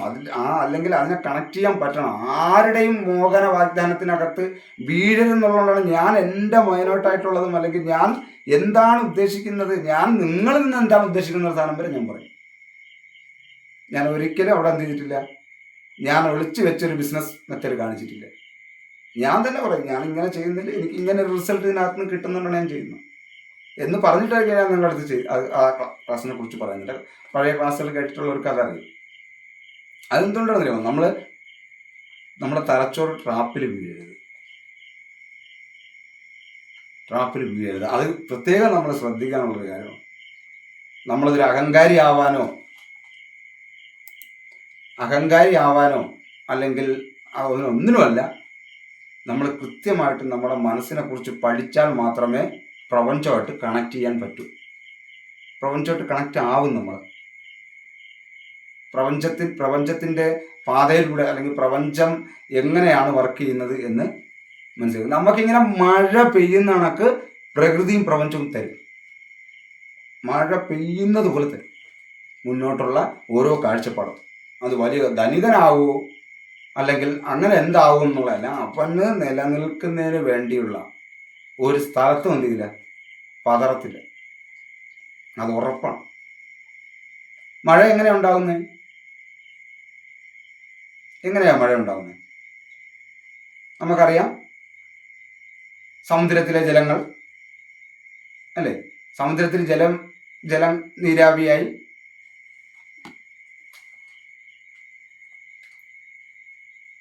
അത് അന്തരീക്ഷത്തിലേക്ക് വ്യാപിച്ചു, അവിടെ കട്ടിയായി, അത് എന്ത് ചെയ്യണം, ഇങ്ങോട്ട് വർഷിച്ച് തിരിച്ചിവിടെ വരുന്നു. സമുദ്രത്തിലേക്ക് തന്നെ എന്ത് ചെയ്യുന്നു, ആ ജലം ഒഴുകിപ്പോകുന്നു. ഇത് തന്നെയാണ് നമ്മളുടെ അഞ്ചിന്ദ്രിയങ്ങൾ വഴി നമുക്ക് കിട്ടുന്ന ഈ കാര്യങ്ങൾ. അതായത് ഈ ലഭിക്കുന്ന കാര്യങ്ങളെല്ലാം തന്നെ ശരിക്കു പറഞ്ഞാൽ സമുദ്രം എന്ന് പറയുന്നത് നമ്മുടെ പ്രകൃതി മൊത്തത്തിൽ നോക്കിയാൽ, പ്രകൃതിയിൽ നിന്ന് നമ്മൾ കാണുന്നതും അറിയുന്നതും സ്പർശിക്കുന്നതും മണക്കുന്നതുമായിട്ടുള്ള കാര്യങ്ങൾ നമ്മുടെ ബ്രെയിനിലേക്ക് കടന്നു വരിക എന്ന് പറയുന്നത്, അത് കടന്ന് ആ വിഷയങ്ങൾ കടന്നു വരിക എന്ന് പറയുന്നത് ആ സമുദ്രത്തിലേക്ക്, അല്ലെങ്കിൽ നമ്മുടെ ബ്രെയിനിലേക്ക് ഈ അറിവുകളെല്ലാം വന്ന് അവിടെ നിന്ന് നമ്മളുടെ ഓരോ ചിന്തകളും, വളരെ സോഫ്റ്റ് ആയിട്ടുള്ള ചിന്തകളും, അതായത് ജലത്തെ കാണാൻ കഴിയാത്ത രീതിയിലാണ് എന്ത് ചെയ്യുന്നത്. നമ്മൾ പറയും കടലിലെ ജലം ഈ ഇത്രയും മേലിലേക്ക് പോകുന്നത് ഏതെങ്കിലും മനുഷ്യൻ കാണുന്നുണ്ടോ? ജലമായിട്ട് പോകുന്നത് കാണുന്നില്ല. ഈ ലോജിക് ഒന്ന് ചിന്തിച്ച് നോക്കിയാൽ, ഈ ആശയ രൂപീകരണം ഒന്ന് ആലോചിച്ച് നോക്കിയേ. അതേപോലെ ഈ സമുദ്രമാകുന്ന അല്ലെങ്കിൽ ഈ പ്രപഞ്ചമാകുന്ന ഈ പ്രകൃതിയിൽ നിന്ന് നമ്മൾ അറിയുന്ന എല്ലാ കാര്യങ്ങളും നമ്മളെ ഉള്ളിലേക്ക് ചെല്ലുകയും ആ കിട്ടുന്ന നിരവധി കാര്യങ്ങളിൽ നിന്ന് ആവശ്യമനുസരിച്ചുള്ള കാര്യങ്ങളെ കോർത്തിണക്കി സൂക്ഷ്മമായിട്ട് ഇണക്കി കാർമേഘം പോലെ ലയിപ്പിച്ച് ഇത് തിരിച്ചെന്ത് ചെയ്യണം, പുറത്തേക്ക് ഈ പ്രവൃത്തിയിലേക്ക് മഴ പോലെ ചൊരിയണം. മഴ പോലെ ചൊരിയാൻ നമുക്ക് പറ്റണം. അത് ചൊരിയാൻ പറ്റാതെ വരുമ്പോൾ നടക്കുന്നത് പൊട്ടിത്തെറിയായി. വളരെ ശക്തമായി ചൂടും മഴ പെയ്യാൻ താമസിച്ചാൽ മനസ്സിലാക്കിക്കൊള്ളണം, ഇടിമിന്നൽ ആ വർഷം നാശം വിതയ്ക്കും, പൊട്ടിത്തെറികൾ നടക്കും. ഇതേ സെയിം ലോജിക്കാണെന്നേ മനുഷ്യ മനസ്സിലുള്ളത്. നമ്മൾ ഈ നീരാവിയായി വരുന്ന ഈ പഞ്ചേന്ദ്രിയങ്ങളാൽ വരുന്ന കാര്യങ്ങളെ എല്ലാത്തിനെയും നമ്മളത് എടുത്ത് സബ് കോൺഷ്യസ് മൈൻഡിന്റെ അകത്ത് കിടക്കുന്നത് നെഗറ്റീവായിട്ടുള്ള കാര്യങ്ങളായിക്കോട്ടെ പോസിറ്റീവായിട്ടുള്ള കാര്യങ്ങൾ നടക്കട്ടെ, ഇത് രണ്ടായാലും കൂടി ചേർന്നിട്ട് പൊട്ടിത്തെറി നടക്കും. അതായത് നെഗറ്റീവായിട്ടുള്ളതും പോസിറ്റീവായിട്ടുള്ള കൂടി ചേർന്ന് പൊട്ടിത്തെറിക്കുമെന്നല്ല ഞാൻ പറഞ്ഞത്. നെഗറ്റീവ് ആണെങ്കിൽ നെഗറ്റീവായിട്ടുള്ള കാര്യങ്ങൾ ചെയ്ത് വന്ന് നമ്മളിൽ നിന്ന് തിരിച്ച് ഔട്ട് ചെയ്യും. പോസിറ്റീവ് ആണെങ്കിലും ഔട്ട് ചെയ്യും. നമ്മൾ ഏറ്റവും കൂടുതൽ ആത്മാർത്ഥമായിട്ട് കുറേ കാര്യങ്ങളൊക്കെ പഠിക്കുകയും എന്തെങ്കിലുമൊക്കെ ചെയ്യണമെന്ന് ആഗ്രഹിച്ച് നടന്നവർക്ക് അത് നടക്കാതെ വരുമ്പോൾ, അവർക്കത് പുറത്ത് ഔട്ട് ചെയ്യാൻ പറ്റാത്ത സിറ്റുവേഷനിൽ അവരിലുണ്ടാകുന്ന മാനസികാവസ്ഥയും, അവർ പിന്നെ ഏറ്റവും മോശപ്പെട്ടതായിട്ട് പോയിട്ടുള്ള എത്ര പേരുണ്ടാവും ശ്രദ്ധിച്ചു നോക്കി. എന്തുകൊണ്ടത്? കാരണം അവർക്ക് ഈ സാധനം കിട്ടി അവർക്ക് ലൈഫിൽ പൊട്ടിത്തെറിക്കും അവർ. അത് നേരത്തെ പറഞ്ഞ ഒരു ഗർഭം പേറിയ സ്ത്രീ, ഒരമ്മ പ്രസവിച്ചില്ല എന്നുണ്ടെങ്കിൽ എന്തായിരിക്കും അവസ്ഥ? ഇത് തന്നെയാണ് നമുക്ക് കിട്ടുന്ന കാര്യങ്ങളെ നമ്മൾ ഇതിലേക്ക് കൊണ്ടുവരുമ്പോൾ. ഇതാണ് അതാണ് പറഞ്ഞത്. അത് നമുക്ക് മനസ്സിലാക്കാൻ പറ്റണമെങ്കിൽ നമുക്ക് പ്രകൃതിയും പ്രപഞ്ചവുമായിട്ട് കണക്റ്റഡ് ആയിരിക്കുക തന്നെ വേണം.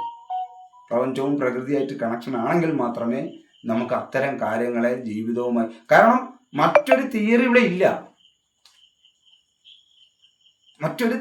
പ്രപഞ്ചത്തിന്റെയും പ്രകൃതി, നമ്മളെ പ്രകൃതിയുടെയും പ്രകൃതിയിലുമുള്ള അല്ലാതെ ഒരു തിയറി ഒരു മനുഷ്യന് ഒരു കാലത്തും സെറ്റ് ചെയ്യാനും പറ്റില്ല.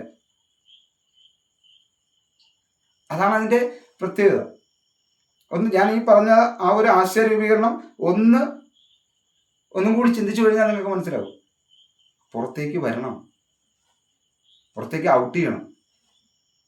അല്ലെങ്കിൽ ഇതെല്ലാം ഇങ്ങനെ കിടന്നിട്ട് ഒരു ഉപയോഗമില്ലാത്ത സ്ഥലത്തൊക്കെ എടുത്തിട്ട് ഉപയോഗിച്ച്, ഇപ്പം ഞാനിപ്പോൾ ഈ 2 മണിക്കൂർ ക്ലാസ് എടുക്കുന്ന സാധനം ഞാൻ റോട്ടിൽ പോയിരുന്ന വേറെ അടുത്തെങ്കിലും ഈ 2 മണിക്കൂർ ക്ലാസ് എടുത്താലോ, വെറുതെ സംസാരിച്ചാലോ എന്തായിട്ട് കാണും?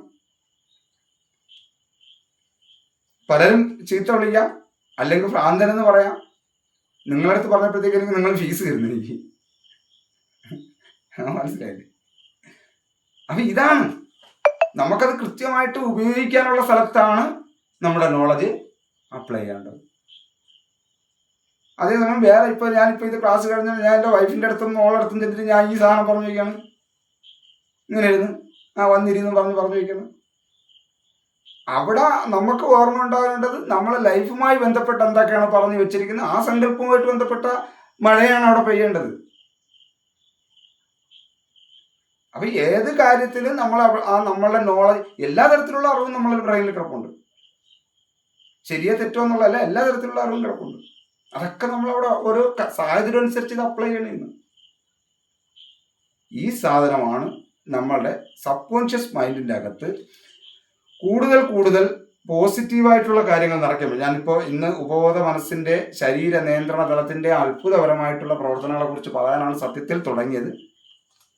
നമ്മളെ സമയം ഒരുപാടായി. ഇവിടെ സംഭവിക്കുന്ന ഇതാണ്, നമ്മളുടെ നോളജിനെ ഈ മഴ പോലെ, അതായത് ഇത് പഞ്ചേന്ദ്രിയങ്ങൾ വഴി നമ്മുടെ തലച്ചോറിലേക്ക് വരുന്ന ഈ അറിവിനെ നമുക്ക് ആവശ്യമുള്ള സാധനങ്ങൾ മാത്രം, ഒരു സമുദ്രം മൊത്തം പറ്റിച്ചുകൊണ്ടല്ലോ കാർമേഘം പോണത്. ഇത്ര പ്രോസസ്സേ ഉള്ളൂ. എല്ലാ ചിന്തകളും കൊണ്ടല്ല കാർമേഘം അടുത്ത വർഷം മഴ പെയ്യിപ്പിക്കാനായിട്ട് പോണത്.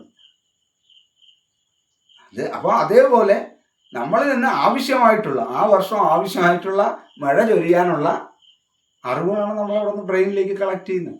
അതാണ് ഞാൻ പറയുന്നത്, പ്രപഞ്ചം, പ്രകൃതി, മനുഷ്യൻ അല്ലെങ്കിൽ ജീവജാലങ്ങൾ, മനുഷ്യൻ, മനസ്സ്, ഏറ്റവും സൂക്ഷ്മമായ എനർജിയായ ചിന്തകളുടെ രൂപീകരണമായിട്ടുള്ള ആശയം, അതാണ് മഴ വർഷിക്കുന്നത്. ആ ആശയമാണ് എനിക്ക് നിങ്ങളുടെ മുന്നിൽ പറയാൻ പറ്റുന്നത്. നിങ്ങൾ മറ്റുള്ളവരടുത്ത് പറയാൻ പറ്റുന്നത്. ഞാൻ ഓരോ മനുഷ്യനും ക്ലാസ്സായിട്ടല്ലെങ്കിൽ പോലും ഓരോ മനുഷ്യനും ആ വർഷിക്കുന്നത് അങ്ങനെയാണ്. അപ്പോൾ തീർച്ചയായിട്ടും അടുത്ത ദിവസങ്ങളിൽ നമുക്ക് ക്യാമറയൊക്കെ ഒന്ന് ഓൺ ആണെന്നുണ്ടെങ്കിൽ നമുക്ക് നല്ല ഓണിൽ നമുക്ക് ക്ലാസ് ചെയ്ത് പോകാം. തീർച്ചയായിട്ടും വരുന്നവർ ഒന്ന് പറ്റുന്നവരൊക്കെ ക്യാമറ ഓൺ ആക്കുക. ക്യാമറ ഓൺ ആക്കാൻ പറ്റാത്തവർക്ക് ആ മൈക്ക് ഓൺ ആക്കിയിട്ട് പറയാം, സാറേ ഞാൻ പുറത്താണ്, അതുകൊണ്ടാണ് എന്താണ് സാറെന്നോ മാഷെന്നോ സുഭാഷെന്നോ ഒക്കെ വിളിക്കാം. അപ്പോൾ അതിന് നിർബന്ധമൊന്നുമില്ല. നമ്മുടെ അഭിപ്രായങ്ങളും ഈ സംഭവങ്ങളും പറയണമെന്നേ ഉള്ളൂ. പക്ഷെ അത് പറയാം, ഞാൻ പുറത്താണ് സാറേ അതുകൊണ്ട് പറ്റുന്നില്ല. അതായത് നിങ്ങളുടെ ഉത്തരവാദിത്വം കൂടിയാണ് ഇതിനകത്ത് ആക്റ്റീവ് ആക്കുക എന്നുള്ളത്. ഓക്കെ, അപ്പോൾ അതും കൂടി നിങ്ങളുടെ ഭാഗത്തുനിന്നുണ്ടാവണം. അപ്പോൾ 5 മിനിറ്റും കൂടി പറഞ്ഞ് നമുക്ക് നിർത്താം. ശരിക്ക് നമ്മളുടെ ഉപബോധ മനസ്സിൻ്റെ ആദ്യത്തെ എന്ന് പറയുന്നത് നമ്മളുടെ ശരീര നിയന്ത്രണ തലം എന്ന് പറയുന്നതാണ്. ശരീര നിയന്ത്രണ തലം എന്ന് പറയുന്നതാണ് ഉപബോധ മനസ്സിൻ്റെ ആദ്യത്തെ. ഉപബോധ മനസ്സിനെ 5ആയിട്ട് തിരിച്ചിട്ടുണ്ട്. അതിൽ ആദ്യത്തെ മനസ്സിൻ്റെ ആദ്യത്തെ തലം എന്ന് പറയുന്നത്, ഉപബോധ മനസ്സിൻ്റെ ആദ്യത്തെ തലം ശരീര നിയന്ത്രണ തലം. ശരീര നിയന്ത്രണ തലം എന്ന് പറയുന്നത് അത് എന്ത് സൂചിപ്പിച്ചിട്ട് പോകാന്ന് പറഞ്ഞതിൻ്റെ കാരണം എന്ന് പറഞ്ഞു കഴിഞ്ഞാൽ, നമ്മളെ ഇന്ന് ഇവിടെ ജീവിച്ചിരിക്കാൻ കാരണം നമ്മുടെ ഉപബോധ മനസ്സിൻ്റെ ശരീര നിയന്ത്രണം എന്ന് പറയുന്ന ആ ആളാണ്. ബാക്കിയുള്ളതൊക്കെ നമ്മളെ ലക്ഷ്യപൂർത്തീകരണത്തിനും നമ്മളെ സൗഖ്യപ്പെടുത്താനും അതിൻ്റെ മേലിൽ നമ്മളെ സകലജ്ഞാനത്തിൽ നമുക്ക് പുതിയ ഉൾവിളി ഉണ്ടാവാനും ഒക്കെ ആണെങ്കിൽ പോലും മനുഷ്യൻ്റെ ഉപബോധ മനസ്സിൻ്റെ ഏറ്റവും അടുത്ത് നിൽക്കുന്ന, മനുഷ്യന് നേരിട്ട് കണക്ട് ചെയ്യാൻ പറ്റുന്ന മേഖലയാണ് നമ്മുടെ ശരീര നിയന്ത്രണ തലം. അവരുടെ ജോലിയാണ് നമ്മളുടെ ഈ ശ്വസനം. 5 ദിവസം ആഹാരമില്ലെങ്കിലും നമ്മൾ ജീവിച്ചിരിക്കാം. 5 മിനിറ്റ് ഓക്സിജൻ എടുത്തില്ലെങ്കിൽ, ഓക്സിജൻ ഇവിടെ ഉണ്ട്, എടുത്തില്ലെങ്കിൽ നമ്മൾ മരണപ്പെടും. എന്നാലൊട്ട് നമ്മൾ എന്ത് ചെയ്തിട്ടില്ല, നമ്മൾ ജീവിച്ചിരിക്കണം എന്ന് പറഞ്ഞുകൊണ്ട് നമ്മൾ ബോധപൂർവം, നേരത്തെ പറഞ്ഞ ബോധ മനസ്സിൻ്റെ കാര്യം പറഞ്ഞു, ബോധപൂർവം നമ്മൾ എന്ത് ചെയ്തിട്ടില്ല, ശ്വാസം എടുത്തിട്ടില്ല. എന്നാൽ ഉപബോധ മനസ്സിന് നമ്മളിവിടെ ജീവിച്ചിരിക്കണമെന്ന് ഉപബോധ മനസ്സിനാണ് ആ ജോലി. അല്ലെങ്കിൽ അദ്ദേഹത്തിനുള്ള ഉത്തരവാദിത്വം പോലും നമ്മുടെ ബോധ മനസ്സിനില്ല. അതുകൊണ്ട് ഒരു ദിവസം 23,000 തവണയാണ് എന്ത് ചെയ്യുന്ന ഒരു മനുഷ്യൻ ശ്വാസം എടുക്കുന്നു. ഇത് ചെയ്യുന്നത് നമ്മളുടെ ഉപബോധ ശരീര നിയന്ത്രണ തലം എന്ന് പറയുന്നതാണ്. നമ്മൾ കണ്ണ് ചിമ്മിയില്ലെങ്കിൽ നമുക്ക് എന്ത് അപകടം ഉണ്ടാവും എന്നറിയാമോ? ജസ്റ്റ് ഒന്ന് ഗൂഗിളിലൊക്കെ ഒന്ന് അടിച്ചു നോക്കണം. കണ്ണ് ചിമ്മാത്ത മനുഷ്യനുണ്ടാവുന്ന എന്താണ്? ബ്രെയിൻ പൊട്ടിത്തെറിക്കും. നമ്മുടെ ഏറ്റവും വലിയ റീഫ്രഷാണ് കണ്ണ് ചിമ്മൽ. അത് ഏകദേശം 30,000 കൂടുതൽ തവണ നമ്മുടെ കണ്ണ് ചിമ്മിക്കുന്നതും ഈ ഉപബോധ ശരീര നിയന്ത്രണ തലമാണ്. നമ്മളെ ഹാർട്ട് ബീറ്റ് അടിച്ചില്ലെങ്കിൽ എന്ത് സംഭവിക്കും? അതിൻ്റെയും കൃത്യമായ പ്രവർത്തനങ്ങൾ നോക്കുന്നതാരാ? ഈ ഉപബോധ ശരീര നിയന്ത്രണ തലമാണ്. ഓരോ നിമിഷവും 20 കോടിയിലധികം രക്താണുക്കളെ നിർമ്മിക്കുന്നതാരാ? നിർമ്മിക്കാൻ ഉള്ള എനർജി കൊടുക്കൽ അത് ഈ ഉപബോധ ശരീര നിയന്ത്രണ തലമാണ്. നമ്മൾ കഴിച്ചാൽ പൊട്ടാത്ത മാംസമൊക്കെ എടുത്തിട്ട് വയറ്റിനകത്തോട്ട് കൂടിയിട്ട് അതിനെ ഈസി ആയിട്ട് ദഹിപ്പിച്ച് തരാൻ വേണ്ടി എനർജി കൊടുക്കുന്ന ആരാ? അതും ഈ ശരീര നിയന്ത്രണ തലമാണ്. ഇതെല്ലാം നമ്മുടെ അകമേ പ്രവർത്തിപ്പിക്കുമ്പോഴും ഇന്ന് നമ്മൾ വളരെ ഈസിയായി ഡ്രൈവ് ചെയ്യുന്നതായാലും നേരത്തെ പാചകം ചെയ്യുന്നതായാലും എല്ലാം നമ്മുടെ ശരീരം ഇണങ്ങുന്ന എല്ലാ പ്രവർത്തനങ്ങളും കൃത്യമായി ചെയ്യുന്നതും അദ്ദേഹമാണ്. നമ്മൾ ഡ്രൈവ് ചെയ്യുന്നപ്പോൾ നമ്മൾ ബോധ മനസ്സിലല്ല ഇപ്പോൾ ഡ്രൈവ് ചെയ്യുന്നത്, ശരിക്കും നമ്മുടെ ഉപബോധ മനസ്സാണ് ഡ്രൈവ് ചെയ്യുന്നത്. അറിയാമല്ലോ, നമ്മളൊരു ഡ്രൈവിംഗ് പഠിക്കാനായിട്ട് ചെല്ലുമ്പോഴത്തേക്ക് പറയും, ഇതാണ് സ്റ്റിയറിംഗ്, ഇത് ക്ലച്ച്, ബ്രേക്ക്, ആക്സിലേറ്റർ, സ്റ്റിയറിംഗ്, ഇങ്ങനെ ഇതെല്ലാം കൂടെ പറയും പറ്റൂല, എന്നെ കൊണ്ട് പറ്റൂല, ഇത് ഈ 2 കൈയും 2 കാലും കൊണ്ട് പറ്റൂല എന്ന് പറയും. ആര് പറയും? ബോധ മനസ്സിൽ നിൽക്കുന്ന നമ്മൾ പറയും. വളരെ പാടാണ്. ഈ 2 കൈയും 2 കാലും പോരാ, ഒരു 1-2 കൈയും കാലും കൂടെയൊക്കെ ഉണ്ടായിരുന്നെങ്കിൽ മാസ്റ്ററെ ഞാൻ ഡ്രൈവ് ചെയ്യാമെന്ന് പറയും. കുറച്ച് നാളങ്ങോട്ട് കഴിയുമ്പോഴോ എന്ത് സംഭവിക്കും? ഡ്രൈവിംഗ് അങ്ങോട്ട് നമ്മൾ കുറച്ച് ദിവസം പ്രാക്ടീസ് ചെയ്യുമ്പോൾ നമ്മുടെ ശരീര നിയന്ത്രണ തലം അതിനോടൊപ്പം ഇണങ്ങുമ്പോൾ പിന്നെ മാസ്റ്റർ പറഞ്ഞ ഇത്രയും കാര്യങ്ങൾ ജോലിക്ക് അപ്പുറം പിന്നും എന്ത് ചെയ്യും? 2 ജോലിയും കൂടെ, 2-3 ജോലിയും കൂടെ ഒരുമിച്ച് ചെയ്യും.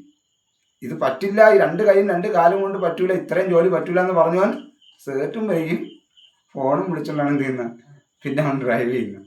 ഇത്രയും പ്രവർത്തനത്തിൻ്റെ കൂടെ വിളിച്ചു. അതാണ് ഉപബോധ ശരീര നിയന്ത്രണ തലം എന്ന് പറയുന്ന രീതി. ഇന്ന് നമുക്ക് ഏതൊക്കെ കാര്യങ്ങളാണോ വഴങ്ങിയിട്ടുള്ളത്, മനസ്സിലല്ലേ? ഇന്ന് ഏതൊക്കെ കാര്യങ്ങളാണോ നമ്മുടെ ശരീര നിയന്ത്രണ തലം വന്നിട്ടുള്ളത് അതെല്ലാം വിജയിച്ചിട്ടുണ്ട്. അങ്ങനെയെങ്കിൽ നമ്മൾ ഏതൊരു തീരുമാനം എടുത്താലും, മനസ്സിൽ ഏതൊരു തീരുമാനം ഉണ്ടായാലും, മനസ്സിൽ തീരുമാനം ഉണ്ടാകുന്ന എന്താണ്? കാർമേഘങ്ങൾ രൂപപ്പെടുന്നതാണെന്ന് മനസ്സിലാക്കുക. ജലകണികകൾ രൂപപ്പെട്ട കാർമേഘങ്ങളാണെന്ന് മനസ്സിലാക്കുക. അപ്പോഴെന്ത് ചെയ്യുക? പുറത്തേക്ക് ഫിസിക്കലി ഔട്ട് ചെയ്തിരിക്കണം, ആക്ഷൻ എടുത്തിരിക്കണം. ഒറ്റപ്പെട്ട വലിയ കൊടുമഴ പെയ്യാതെ, മനസ്സിലല്ലേ, ഭൂമിക്കും ആവശ്യമായ ചെറുമഴകളിലൂടെ എന്ത് ചെയ്യുക? നമ്മുടെ പ്രവർത്തനത്തെ വിജയിപ്പിക്കാൻ പറ്റും. നമ്മൾ എന്ത് ചെയ്യുക? ആക്ഷൻ എടുക്കുക.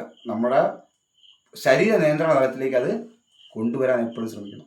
ഇന്ന് ഇട്ടിരിക്കുന്ന നോട്ടിൽ കൃത്യമായും പറഞ്ഞിട്ടുണ്ട്. അതും കൂടി പറഞ്ഞ് നമുക്ക് നിർത്താം. അതായത് ഇപ്പോൾ ബാക്കിയുള്ളവരെല്ലാം ശ്രദ്ധിക്കുന്നുണ്ടല്ലോ അല്ലേ? ഉണ്ടോ?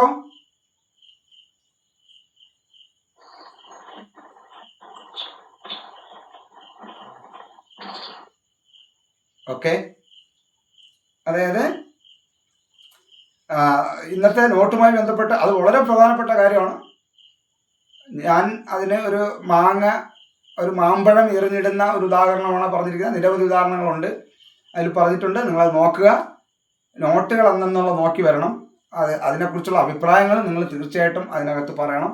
അതൊക്കെ ഫ്രോണ്ടൽ ലോബ് ഓപ്പൺ ആവാനാണ്. ഞാൻ വെറുതെ ഒരു കാര്യം പറഞ്ഞിട്ടില്ല. പിന്നെ നിങ്ങളുടെ താല്പര്യം, നിങ്ങൾക്ക് എങ്ങനെയും പോകാം. എനിക്കെന്തായാലും ഫീസ് കിട്ടിയിട്ടുണ്ട്. ഞാനൊരു 4 മാസം എങ്ങനെയെങ്കിലും തള്ളിക്കൊണ്ട് അവിടെ കൊണ്ടായി അപ്പുറത്ത് 4 മാസം കഴിയുമ്പോൾ അപ്പുറത്ത് കൊണ്ടുവന്നിട്ട് ഓക്കെ എന്ന് പറഞ്ഞ് ഞാൻ ഇറങ്ങിപ്പോവും.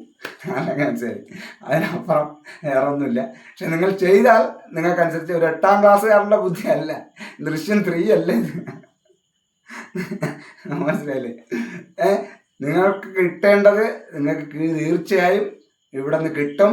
നിങ്ങൾ ഇന്ന് വരെ നിങ്ങളുടെ ബ്രെയിൻ വർക്കൗട്ട് ചെയ്തിട്ടില്ലാത്ത രീതിയിലേക്ക് ഒരിക്കലും കൺഫ്യൂഷൻ ആകാത്ത രീതിയിൽ തന്നെ നിങ്ങളുടെ ബ്രെയിനിൽ നിങ്ങളുടെ നോളജ് നിങ്ങൾക്ക് ഉപയോഗം വരും.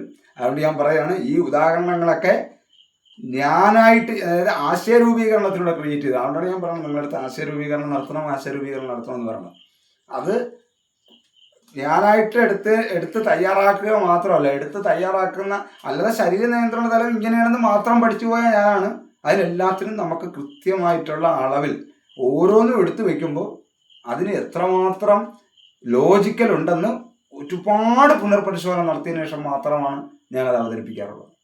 അതുകൊണ്ടാണ് നമ്മൾ പലപ്പോഴും ഇതിനകത്ത് പറയണത്, ഒരിക്കലും നമുക്ക് ഇന്ന് ആവശ്യമില്ലാത്ത കാര്യങ്ങളെക്കുറിച്ച് നമ്മൾ ചിന്തിച്ച് നമ്മളെ തലച്ചോറ് അങ്ങോട്ട് ഓട്ടിക്കരുത്. നമുക്ക് ആവശ്യമുള്ളത് ഇന്ന് പ്രവർത്തിക്കാൻ പറ്റിയ രീതിയിലുള്ള പ്രവർത്തനങ്ങൾക്ക് വേണ്ടി ആണ് ഞാൻ പറയുന്നത്. അപ്പോൾ നിങ്ങൾ 6th സെൻസിനെ കുറിച്ച് നിങ്ങൾ അന്വേഷിച്ച് പോകാൻ ഇപ്പോൾ ഈ ക്ലാസ്സിൽ നിൽക്കുമ്പോൾ നിങ്ങൾ പ്രതീക്ഷിക്കരുത്. നിങ്ങൾ 5 ഇന്ദ്രിയങ്ങളുടെ ഗുണങ്ങളെ കുറിച്ച് പഠിക്കാൻ ഞാൻ പറയുന്നു. ഇങ്ങനെയാണ് നമ്മൾ ഇതിനകത്ത് ഫോക്കസ് ചെയ്യുന്നത്. മനസ്സിലായി? അമാനുഷികതയെക്കുറിച്ച് നമ്മൾ പഠിക്കാതെ മാനുഷികതയെക്കുറിച്ച് എന്ത് ചെയ്യുക? പഠിക്കുക എന്നുള്ളതിലാണ് അതാണ് നമുക്ക് ആവശ്യം ഇപ്പോൾ.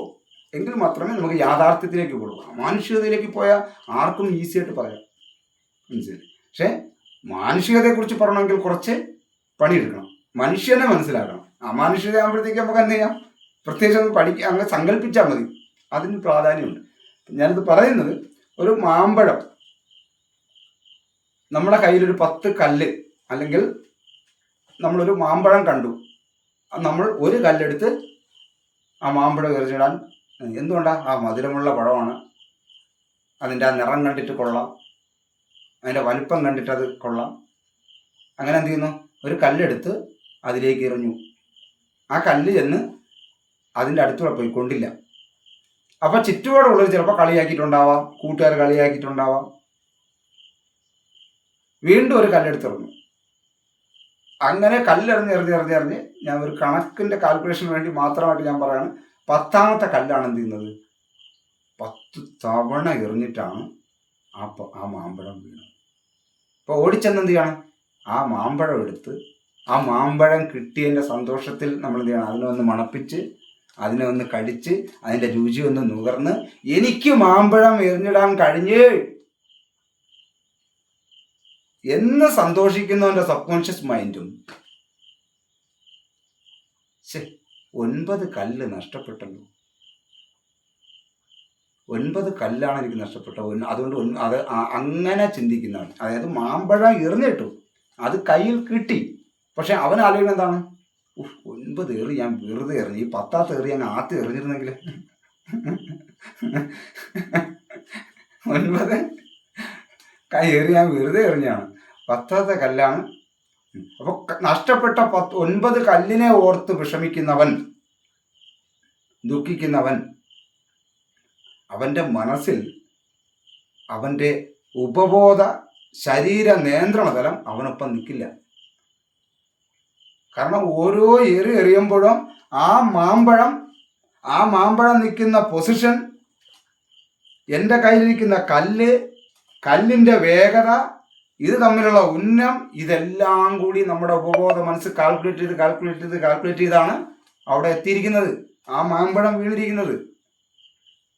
അവിടെ നിന്നുകൊണ്ട് നമുക്കത് കിട്ടിയതിൻ്റെ സന്തോഷം ഉണ്ടാകുമ്പോൾ ഉപബോധ മനസ്സ് സ്ട്രോങ് ആവുകയും അവന് ഈ ഉന്നം എന്ന് പറയണം. പിന്നീട് മാമ്പഴം താഴെ നിൽക്കുകയാണെങ്കിൽ നേരത്തെ മേലിൽ നിന്നപ്പോഴത്തേക്ക് ഞാൻ എങ്ങനെയാണോ കല്ലെടുത്തത്, ഓങ്ങിയത്, എറിഞ്ഞത്, ഇത് നമ്മളുടെ ബോധ മനസ്സല്ല, ഉപബോധ മനസ്സിൽ അത് കണക്ട് ചെയ്യും. താഴോട്ട് വെക്കണോ മേലോട്ട് വെക്കണോ. അവന് പിന്നീട് ഒരു മാങ്ങ എറിഞ്ഞിടാൻ 5 കല്ലും വേണ്ട. പക്ഷേ ഈ നഷ്ടപ്പെട്ട കല്ലിനെ കുറിച്ചൊക്കെ ആലോചിച്ച് അയ്യോ എനിക്ക് അങ്ങനെ എന്നപ്പോൾ ശരീര നിയന്ത്രണം തലം, എൻ്റെ ശരീര നിയന്ത്രണ തലം കഷ്ടപ്പെട്ടതിനെ വില കൊടുക്കാതിരുന്നാൽ സ്വാഭാവികമായിട്ടും എനിക്ക് എന്തെങ്കിലും പിന്നീട് ഒരു മാമ്പഴം ഇറങ്ങണമെങ്കിൽ 20 കല്ലെങ്കിലും വേണം. ഇവന്റെ ഉന്നം പിഴച്ചുകൊണ്ടേയിരിക്കും. കാരണം ഇവന്റെ കഴിവിൽ, നമ്മളുടെ കഴിവിൽ നമ്മൾ കോൺഫിഡന്റ് ആവുക എന്ന് പറഞ്ഞാൽ നമ്മുടെ സബ് കോൺഷ്യസ് മൈൻഡിന്റെ ശരീര നിയന്ത്രണ തലത്തിൽ എന്ത് ചെയ്യാണ്, നമ്മൾ തൃപ്തരാവുകയാണ്. എന്നെ കൊണ്ട് കഴിയുമെന്ന് തോന്നിക്കഴിഞ്ഞാൽ എൻ്റെ സബ് കോൺഷ്യസ് മൈൻഡ് എന്ത് ചെയ്യും, നിന്നെ കൊണ്ട് കഴിയുമോ? കഴിയും. എങ്ങനെ? ഞാൻ ഒരു മാങ്ങ എറിഞ്ഞിട്ടിട്ടുണ്ട്. ഈ സാധനം കണക്ട് ചെയ്യും. അപ്പൊ സബ് കോൺഷ്യസ് മൈൻഡ് ഓക്കെ ആവും, അതിനോട് കൂടുതൽ താല്പര്യം വരും. ഇതുപോലെയാണ് നമ്മൾ എടുക്കുന്ന ഓരോ ആക്ഷൻസുകളും. നമ്മൾ നിറഞ്ഞ ഭാഗത്ത് നോക്കണോ ഒഴിഞ്ഞ ഭാഗത്ത് നോക്കണോ എന്നുള്ള മനോഭാവത്തിലാണ് നമ്മളുടെ ശരീര നിയന്ത്രണ തലം നമുക്കൊപ്പം വരണം. ശരീര നിയന്ത്രണ തലം നമുക്കൊപ്പം വന്നു കഴിഞ്ഞാൽ പിന്നെ വെച്ചടി നമുക്ക് കയറ്റും. നമ്മൾ ഏത് പ്ലാൻ എടുത്താലും തകരില്ല. ഇത് ഞാനൊരു മാമ്പഴം എറിഞ്ഞിരുന്ന കാര്യം പറഞ്ഞാൽ നമ്മളൊരു പ്രോജക്റ്റ് തയ്യാറാക്കുന്ന കാര്യം ആയിക്കോട്ടെ, ഒരു കോഴ്സ് തയ്യാറാക്കുന്ന കാര്യം ആയിക്കോട്ടെ, എന്തിനും നമ്മളിപ്പോ സംസാരിച്ച് ഇപ്പോഴാണ് എനിക്ക് നിങ്ങൾക്ക് മനസ്സിലാകുന്ന കാര്യം എനിക്ക് പറഞ്ഞു തരാൻ പറ്റും എന്നൊക്കെ ഞാൻ പറഞ്ഞ എന്തുകൊണ്ടാണ്? പല തവണ പറഞ്ഞപ്പോൾ തെറ്റി, അവർക്ക് മനസ്സിലാകാതെ വന്ന് വേറെ ഉദാഹരണങ്ങൾ പറഞ്ഞു. ചിലപ്പോൾ കേട്ടോണ്ടിരുന്ന കുറച്ചുപേർ ഇറങ്ങിപ്പോയി. അയ്യോ കുറച്ചുപേർ ഇറങ്ങിപ്പോയി, അതിലൊന്ന് ടെൻഷൻ അടിച്ച് അല്ലെങ്കിൽ ഇത്ര അങ്ങനെയല്ല. നമ്മളിത് ഓരോന്നും ചെയ്ത് ഇപ്പം എനിക്കറിയാം മുന്നിൽ നിൽക്കുന്ന ആള് അവർക്ക് മനസ്സിലാക്കി കൊടുക്കാൻ എന്ത് ഉദാഹരണങ്ങളിലേക്ക് പോകാം എന്നുള്ളത്. അപ്പൊ ആ കാര്യങ്ങൾ ഇപ്പൊ എങ്ങനെ വരുന്നത്? നമ്മൾ കണക്ട് ചെയ്ത് പുസ്തകം എടുത്ത് വെച്ച് വായിക്കുകയാണോ? വായിച്ചാൽ നമുക്ക് കേട്ടോണ്ടിരിക്കാൻ നിങ്ങൾക്ക് തൃപ്തി വരുമോ? ഇല്ല. അപ്പൊ ഇന്നലത്തെയും മെനിഞ്ഞാലത്തെയും 4ാമത്തെയും ക്ലാസ്സിന്റെ റിസൾട്ടുകളാണ് നമ്മൾ ഓട്ടോമാറ്റിക്കലി എന്ത് ചെയ്യുന്ന കൂടുതൽ പറയാൻ തോന്നുന്നു. നിങ്ങൾക്ക് കൂടുതൽ ഉദാഹരണം പറയാൻ തോന്നുന്നു. അതിനെ വീണ്ടും ഫിൽട്ടർ ചെയ്യാണ്. വീണ്ടും നേരത്തെ നമ്മൾ ഈ 1ാമത്തെ ക്ലാസ്സുകളിലും 2ാമത്തെ ക്ലാസ്സുകളിലും കൊടുത്തിട്ടുള്ള ഉദാഹരണങ്ങളൊക്കെ ഇന്ന് കാച്ചിക്കുറുക്കി ഒരൊറ്റ കാര്യങ്ങളിൽ പറഞ്ഞു തുടങ്ങി. ഒരു ദിവസത്തെ മീറ്റിംഗ് പറയുന്നതൊക്കെ ഇപ്പോൾ 10 മിനിറ്റ് കൊണ്ട് നിങ്ങൾക്ക് വ്യക്തമാക്കി തരാൻ പറ്റുന്നുണ്ട്. അത് നമ്മളുടെ ഒരു കോൺഫിഡൻ്റ് ആണ്.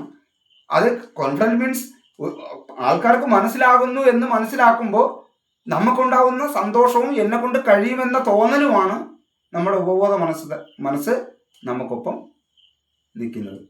കണക്റ്റ് ആയോ ഞാൻ പറഞ്ഞത്? അങ്ങനെയെങ്കിൽ നമുക്ക് കിട്ടിയിട്ടുള്ള സംതൃപ്തി, നമുക്ക് കിട്ടിയിട്ടുള്ള സന്തോഷം,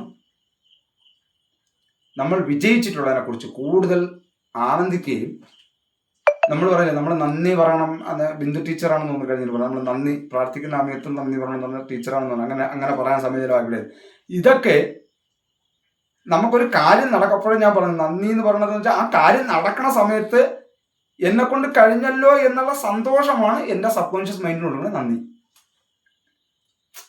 ശരി, എനിക്കത് കഴിഞ്ഞല്ലോ എന്ന് പറയുന്നതാണ് എൻ്റെ സബ് കോൺഷ്യസ് മൈൻഡിന് കൊടുക്കുന്നത്. ആരെ? എൻ്റെ അല്ല, ഞാനല്ല. അത് ഞാനല്ല, അത് എൻ്റെയാണ്.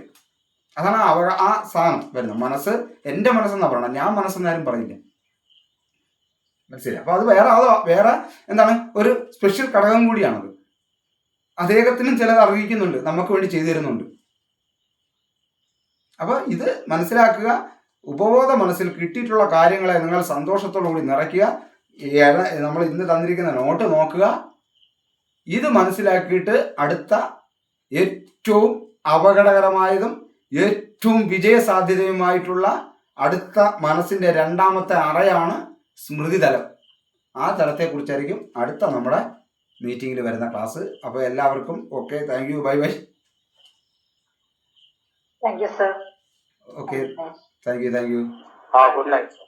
Thank you sir. Okay, thank U, thank you. Thank you sir. Okay, thank U.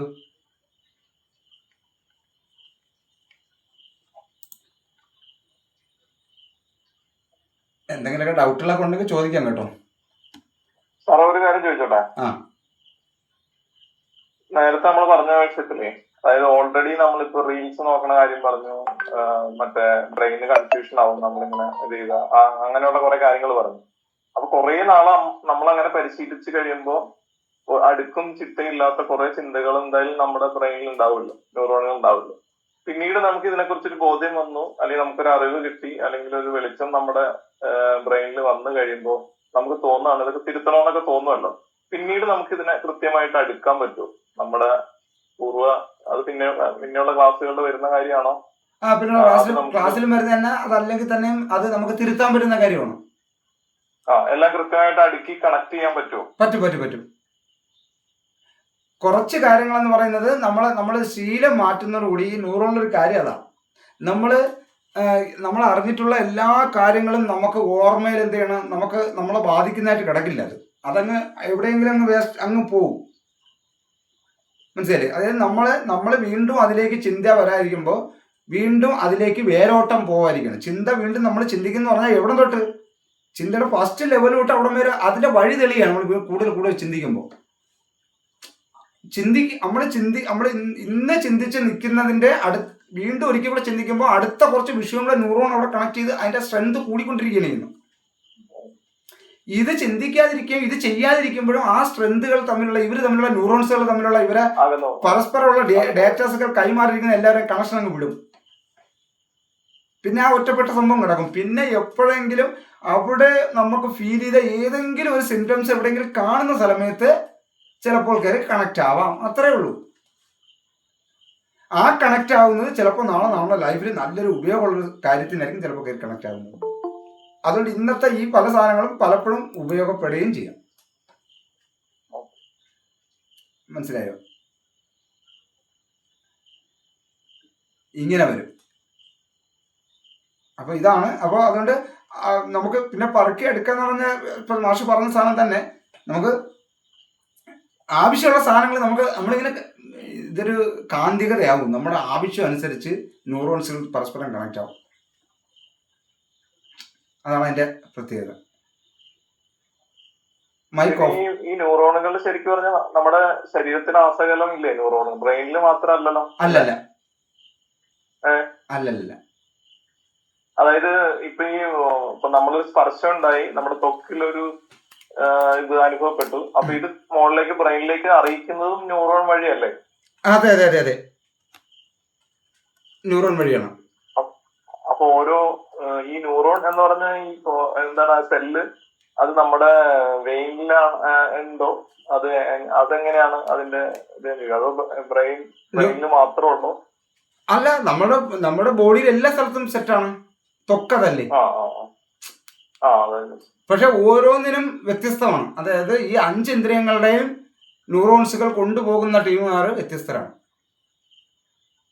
ഈ ബ്രെയിനിലുള്ളതാണ് ഇവന്മാര് സൂക്ഷിച്ചു വെക്കുന്ന സാധനം, ബ്രെയിനിലുള്ള ന്യൂറോൺസുകളാണ്. ബ്രെയിനിലുള്ളതാണ് ന്യൂറോൺസിന് വളരെ പ്രത്യേകമുണ്ട്. അതായത് ഒരു ഭാഗം ടീമുകാർ എന്ന് പറയുന്നത് മെസ്സേജ് ബ്രെയിനിലേക്ക് കൊണ്ടുപോകുന്ന ന്യൂറോൺസുകൾ.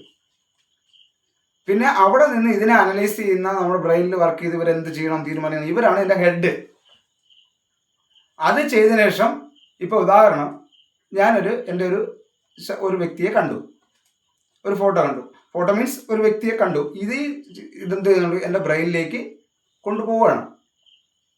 കൊണ്ടുപോയി അവിടെ വെച്ചിട്ട് ഇത് ആരാണ്, എന്താണ് ഇവൻ്റെ കഴിഞ്ഞ കാല അനുഭവം എന്താണ്, ഇവനും ഞാനും അവസാനം നിർത്തിയത് എന്താണ് എന്നൊക്കെ തോന്നി വെച്ചിട്ട് ഞാനും തമ്മിൽ പിണങ്ങുകയോ അല്ലെങ്കിൽ എനിക്ക് എന്തെങ്കിലും വിഷയങ്ങളുണ്ടെന്ന് തിരിച്ചറിഞ്ഞിട്ട് ഇവനെ എന്നിട്ട് തിരിച്ച് എൻ്റെ കയ്യിലൂടെ എന്ത് ചെയ്യണം, അടുത്ത എനർജി പാസ് ചെയ്യുകയാണ്. അത് ന്യൂറോൺസ് തന്നെയാണ് കൊണ്ടുപോകണം. അവന് സെക്കൻഡ് കൊടുക്കണോ, അവനെ പിടിച്ച് അടിക്കണോ, അവനെ കണ്ടിട്ട് മിണ്ടാതെ പോകണോ, ഇതെല്ലാം അത് വേറൊരു വിഭാഗക്കാരൻ. മനസ്സിലായോ? അതുപോലെ തന്നെയാണ് ഇപ്പോൾ നമ്മളിപ്പോൾ ചൂട് നമ്മൾ തുടങ്ങും. ചൂട് കൊണ്ടുപോകുന്ന ന്യൂറോൺസ് അല്ല തണുപ്പ് കൊണ്ടുപോകണം. മനസ്സിലല്ലേ? പുതിയ കാര്യങ്ങൾ ഏതും നമ്മൾ മണക്കുന്ന ഓരോ മണവും കൊണ്ടുപോകുന്നത് വ്യത്യസ്ത ന്യൂറോൺസ് ആണ്. അതായത് ഇനിയും ഉണരാൻ കോടിക്കണക്കിന് ന്യൂറോൺസ് നമ്മളെ ശരീരത്തുണ്ട്. എത്ര മണങ്ങൾ പുതിയ മണങ്ങൾ അനുഭവിക്കുമോ അതിനെ കൊണ്ടുപോകാൻ പുതിയ ടീമർ ഉണരും. അവർ പിന്നെ ആ മണം വന്നാലേ കൊണ്ടുപോകും, അല്ലെ പിന്നെ കൊണ്ടുപോകില്ല, അവരവിടെ കിടക്കും. നമ്മുടെ ശബ്ദവും അങ്ങനെയാണ്. അതുകൊണ്ടാണ് നമ്മളൊരു പ്രത്യേക ശബ്ദം കേൾക്കുമ്പോൾ ഇത് കൊണ്ടുപോകുമ്പോൾ ആ ടീമിലുള്ള എല്ലാ പേറ്റനും ഉണരും. അതുകൊണ്ട് നമ്മളിങ്ങനെ യാത്രയൊക്കെ ചെയ്യുമ്പോൾ ചില കുട്ടിക്കാലത്തെ ചില മണങ്ങളൊക്കെ നമ്മൾ അനുഭവിച്ചിട്ടുള്ള മണങ്ങൾ അന്ന് ഓർമ്മയില്ലായിരുന്നെങ്കിലും ഇപ്പോൾ ചില മണങ്ങൾ നമ്മൾ ആ സംഭവത്തിൽ കൊണ്ടുപോകും. ചില സോപ്പിൻ്റെ മണമായിരിക്കാം, അല്ലെങ്കിൽ മറ്റെന്തെങ്കിലും മണം അതൊക്കെ ആകുമ്പോഴത്തേക്ക് പഴയ കാലഘട്ടത്തിൽ കൊണ്ടുപോകും കംപ്ലീറ്റ്. എന്താണ്, ഈ ഡേറ്റാസുകൾ മൊത്തം കണക്ട് ചെയ്തിരിക്കുന്ന ഒരു കൂട്ടം ബ്രെയിൻ ഉണ്ട്. അവരെല്ലാവരും പെട്ടെന്ന് ഉണർന്നിട്ടാണ് നമ്മുടെ ബോധം മനസ്സിലേക്ക് കൊണ്ടുവരണം. നമ്മളിങ്ങനെ ചിന്തിക്കും, ഇത്ര കാലത്തിൽ ഇതിങ്ങനെ കണക്ട് ചെയ്യുന്നു. അതാണ് അവരുടെ പ്രത്യേകത. അത് അനന്ത ഭയങ്കര. ഞാൻ ഇന്നലെ ഇതിനെ കുറിച്ച് ഇങ്ങനെ ചിന്തിച്ചായിരുന്നേ. ഇപ്പൊ പിന്നെ അതുപോലെ തന്നെ ഞാനിങ്ങനെ ചില വീഡിയോസ് സാർ നോക്കാൻ പറഞ്ഞല്ലോ ഇങ്ങനെ. അപ്പൊ അതിൽ കണ്ടൊരു കാര്യം എന്താ വെച്ചാല്, ഇപ്പൊ നമ്മൾ കാണുന്ന ഒരു കാഴ്ച, ഇപ്പൊ ഫിസിക്സ് അല്ലേ, അതനുസരിച്ചിട്ട് കണ്ണിന്റെ കാഴ്ച എന്ന് പറയുന്നത് ഒരു പ്രകാശം ഒരു വസ്തുവിൽ തട്ടി നമ്മുടെ കണ്ണിൽ വന്ന് കാഴ്ച കാണും. ഇങ്ങനെയാണ് നമ്മൾ പഠിച്ചു വെച്ചിരിക്കണേ. പക്ഷെ ബയോളജിക്കലായിട്ട് നോക്കുമ്പോ അങ്ങനെയല്ല എന്നാണ് ഇവർ പറയുന്നത്. അതായത് നമ്മളുടെ ബ്രെയിൻ എന്താണോ ശേഖരിച്ചു വെച്ചിരിക്കുന്നത് അതിനനുസരിച്ചാണ് ആ കാഴ്ച എന്നാണ്. ആ വസ്തുവിനെ നമ്മൾ ഉൾക്കൊള്ളുന്നത്, കാണുന്നത് ആ കാഴ്ചയാണെന്നുള്ള രീതിയിലാണ് അവര് പറയുന്നത്. അതിനകത്ത് നമ്മുടെ ബ്രെയിൻ എന്താണോ സെറ്റ് ചെയ്ത് വെച്ചേക്കണം ആ കാഴ്ചയാണ് സത്യത്തിൽ നമ്മൾ കാണുന്നത്. ഇപ്പൊ ഞാൻ കാണുന്ന കാഴ്ച ആയിരിക്കില്ല സാറ് കാണുന്നത്. അത് തന്നെയാണ് നമ്മൾ നേരത്തെ ഞാൻ ഇതിനകത്ത് പറഞ്ഞത്, നമ്മളെ അകത്ത് എങ്ങനെയാണ് നമ്മൾ ചെയ്തിരിക്കുന്നത്. അതെ അതെ അതെ അതെ ആ സാധനം തന്നെയാണ് പറഞ്ഞത്. അതിന് ഞാൻ കണ്ട വീഡിയോയിൽ അവരൊരു ഉദാഹരണം പറഞ്ഞു. അതായത് ജിം കാരി എന്ന് പറഞ്ഞ നടൻ അഭിനയിച്ച പഴയ ഒരു സിനിമ, അതിന്റെ പേര് എനിക്ക് ഓർമ്മയില്ല, ഞാൻ അത് നോക്കിയിട്ട് ഷെയർ ചെയ്ത് തരാം. അതായത് ഇദ്ദേഹം ജനിച്ചത് തന്നെ നമ്മുടെ ബിഗ് ബോസ് പോലെയുള്ള ഒരു സെറ്റിനകത്താണ് ജനിക്കുന്നത്. ആ കഥാപാത്രം പുറത്തുള്ള ലോകത്തെ കുറിച്ച് അയാൾക്ക് അറിയില്ല. അങ്ങനെ അതിനകത്ത് പെട്ടുപോയ ഒരാള് ലോകം അതാണെന്ന് ചിന്തിച്ച് ജീവിക്കുന്ന, അയാളുടെ ബ്രെയിൻ സെറ്റ് ചെയ്തേക്കുന്ന ആ രീതിയിലുള്ള ഒരു കഥ കുറിച്ചിട്ട് ഇങ്ങനെ ഒരു എക്സാമ്പിളും അതിനകത്ത് പറഞ്ഞിട്ടുണ്ടായിരുന്നു. അപ്പൊ എന്താണോ നമ്മുടെ ബ്രെയിൻ സെറ്റ് സാറ് പറഞ്ഞ പോലെ ആ സബ് കോൺഷ്യസ് മൈൻഡിൽ സെറ്റ് ചെയ്ത് വെച്ചേക്കണ ആ കാഴ്ചകളും ചിന്തകളും ഒക്കെ തന്നെയാണ് നമ്മൾ കാണുന്നത്. അപ്പൊ അങ്ങനെ എനിക്ക് നോക്കുമ്പോ വെച്ചാൽ നമ്മള് 100 കോടി ജനങ്ങളുണ്ടെങ്കിൽ 100 കോടി ലോകങ്ങളും 100 കോടി ചിന്തകളും ഉണ്ടാവാൻ സാധ്യതയില്ലേ? ഒരു സെക്കൻഡ്. അതായത് ഒരു ഡയമെൻഷനെ ഡയമെൻഷൻ 100 കോടി ലോകങ്ങളില്ല, 100 കോടി ഡയമെൻഷൻ ഉണ്ട്. ഡയമെൻഷൻ, സോറി, ലോകങ്ങളല്ല, 100 കോടി ഡയമെൻഷൻസ്, കാഴ്ചകൾ അങ്ങനെ ഉണ്ടാവാൻ ചാൻസ് ഇല്ലേ?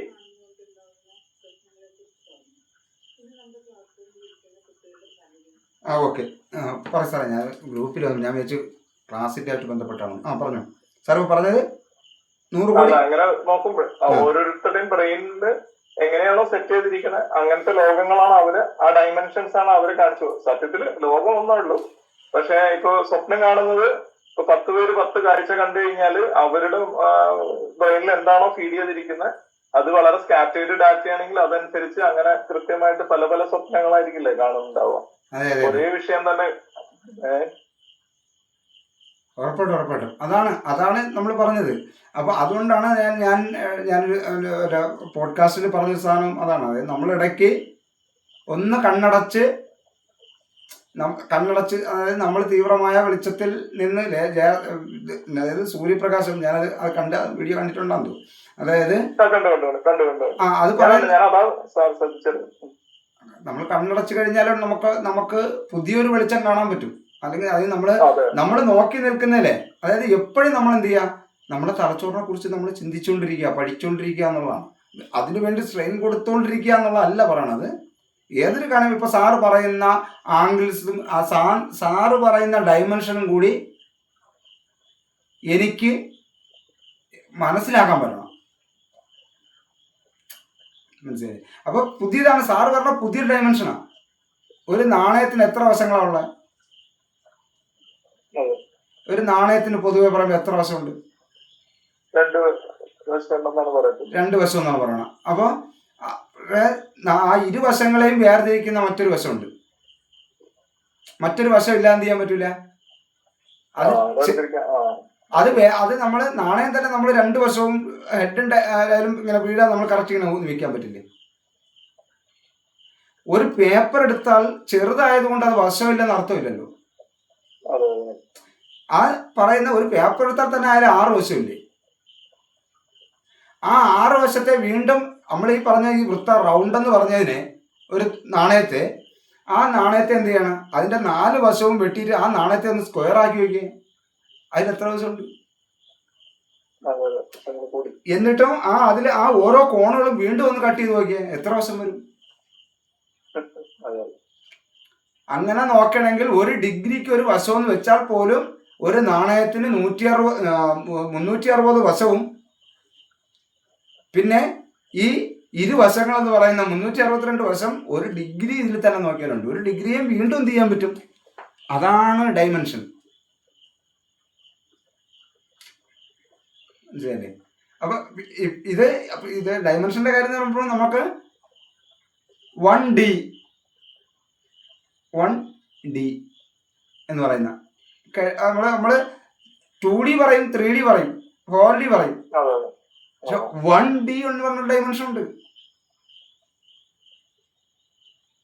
മനസ്സിലായില്ലേ? 0 ഡയമെൻഷൻ ഉണ്ട്. 0 ഡയമെൻഷൻ കാണാൻ സെൻസ് ഉള്ളവരുണ്ട്. അപ്പൊ 0 ഡയമെൻഷൻ കാണുന്നവർക്ക് അറിയാം അടുത്തത് ഇപ്പോൾ 1D, അത് കഴിഞ്ഞ് 2D, അത് കഴിഞ്ഞ് 3D, അവർക്ക് അത് കാണാൻ പറ്റും. അപ്പൊ അവരാണ് ഏറ്റവും കൂടുതൽ പ്രവചിക്കുന്നത്. ആ 0 ഡയമെൻഷനിൽ നിന്ന് അത് ഏത് ഡയമെൻഷനിലേക്ക് പോകുന്ന അവർക്ക് അറിയാൻ പറ്റും. അതാണ് അതിന്റെ പ്രത്യേകത. 1D ഈ 1D എന്ന് പറയുന്ന ഒരു സാധനമാണ് നമ്മളുടെ ചിന്തയുടെ അരൂപി. ചിന്തിക്കുന്നത് നമ്മളുടെ ബോധമനസ്സല്ല, ഉപബോധ മനസ്സിൽ കിടക്കുന്ന ഡേറ്റാസുകളിൽ ആദ്യം പോയി ഏതെടുക്കണം എന്ന് ചിന്തിപ്പിക്കുന്ന ഒരു അരൂപിയുണ്ട്. രൂപമില്ലാത്തൊരു സാധനമുണ്ട്.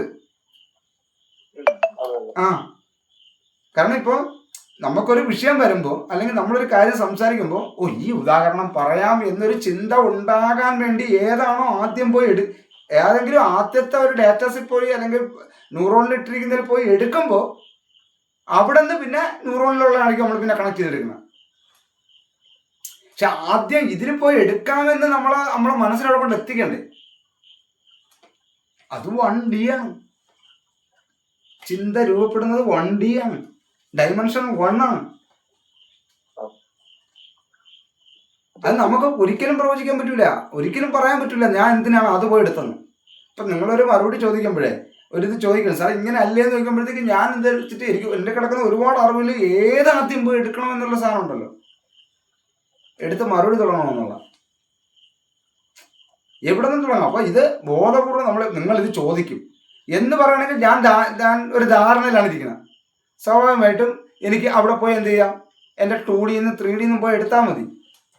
പക്ഷെ ഫസ്റ്റ് ചോദിക്കുന്ന സമയത്ത് നമ്മളത് ഒന്ന് പോയി പെട്ടെന്ന് കണക്ട് ചെയ്യണമെങ്കിൽ 1Dയിലേക്ക് പോകണം. ആളാണ് അത് വർക്ക് ചെയ്യുന്നത്. ബാക്കി എല്ലാവരും നേരത്തെ ക്ലാസ് കേട്ടോണ്ടിരുന്നൊരു പോയും ചെയ്തോളൂ, ഭയങ്കര ക്ലാസ്. ഓക്കെ ബാബു സാറേ, നമുക്ക്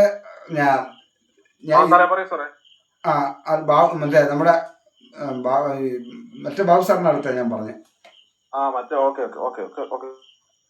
ഓക്കെ നമ്മള് ക്ലാസ്സിന്റെ ഇത് നാളെയാണ് കേട്ടോ, നാളെ അല്ല ഞായറാഴ്ചയാണ് കേട്ടോ ക്ലാസ്. എനിക്കിന്ന് ടൈം ടേബിൾ സെറ്റ് ചെയ്തപ്പോഴത്തേക്ക് ഞാൻ ഇച്ചിരി പ്ലാനിങ്ങിൽ ഇച്ചിരി ഒരു ചെറിയൊരു വിഷയങ്ങൾ എനിക്ക് വന്നിട്ടുണ്ട്. അപ്പോൾ അതിന്റെ ടൈം ടേബിളിൽ മാറിപ്പോയി. അപ്പോൾ അത് ഇന്ന് മാഷ് അത് ചോദിക്കും കൂടെ ചെയ്തപ്പോഴേ ഞാൻ ഇന്നുണ്ടെന്നങ്ങ് പറഞ്ഞതോടുകൂടി ഞാൻ ഇന്ന് മൊത്തത്തിൽ 8ഉം 6ഉം ആണ് ക്ലാസ് എന്നുള്ള കാര്യം അങ്ങ് സെറ്റായിപ്പോയി മൈൻഡ്. ശരിക്കും 7ന്റെ ആയിരുന്നു. അപ്പോൾ 6ന്റെ ക്ലാസ് നമുക്ക് ഞായറാഴ്ചയാണ് വരുന്നത്. ഞാൻ എന്തായാലും അത് കുറച്ചും കൂടെ ഒന്നുകൂടെ ഒന്ന് പ്ലാൻ ചെയ്ത് ചെയ്യേണ്ടതുണ്ട്. എൻ്റെ ചില ശ്രദ്ധാതത്വത്തിന്റെ വിഷയം, ശ്രദ്ധയിൽ ചെറിയ വിഷയം വന്നു. ഓക്കെ ഷിനു സാറേ, പറയ് സാറേ. സാറ് അടുത്ത ബാച്ചിലുള്ളതാണ് എനിക്ക് ഡൗട്ട് ഉണ്ടായിരുന്നു ചോദിക്കുന്നത്. 9ലുള്ളതാണോ 8ലുള്ളതാണോ? മൈക്ക് ഓഫാണ് സാറേ, മൈക്ക് ഓഫാണ്. മൈക്ക് ഓഫാണ്. ഷിനു സാറിന്റെ മൈക്ക് ഓഫാണ്. ക്യാമറ ആണ് ഇതായത്. മൈക്കിന്റെ അവിടെ അൺമ്യൂട്ട് ചെയ്താൽ മതി, മൈക്കിൽ ടച്ച് ചെയ്താൽ മതി. ടച്ച് ആവുന്നില്ല. ചിലപ്പോ ആദ്യം ഈ ഗൂഗിൾ മീറ്റിലോട്ട് വരുന്ന സമയത്ത് ഒരു ഓക്കെ പറയൂ സാറേ. ഞാനിതിപ്പോ അമ്പലത്തിൽ വിളിച്ചോ, അതിന്റെ തിരക്കിലായിരുന്നു, അറ്റൻഡ് ചെയ്യാൻ പറ്റണല്ലേ. അടുത്ത വെള്ളിയാഴ്ചയാണ് വിളിച്ചോ. അവര് വൈകുന്നേരങ്ങളിൽ നോട്ടീസ് കൊടുക്കുന്ന കാര്യങ്ങൾക്ക് പോകാൻ ഇന്നിപ്പോ ബോഡിക്ക് അറ്റൻഡ് ചെയ്ത. ഓ ശരി. ആൾക്കാരും ഓക്കെ എന്തായാലും സാറ് ഇപ്പൊ 8ാമത്തെ ബാച്ചല്ലേ? 8ാമത്തെ ബാച്ച്. ഓക്കെ, അപ്പൊ അടുത്ത 9ാമത്തെ ബാച്ചുകൾ വരുമ്പോഴും അതിന്റെ കൂടെ ഉള്ള ക്ലാസ്സുകളുടെ കറ്റുന്ന സമയം കിട്ടുന്ന സമയത്ത് അറ്റൻഡ് ചെയ്ത് വന്നാൽ മതി. അതെ.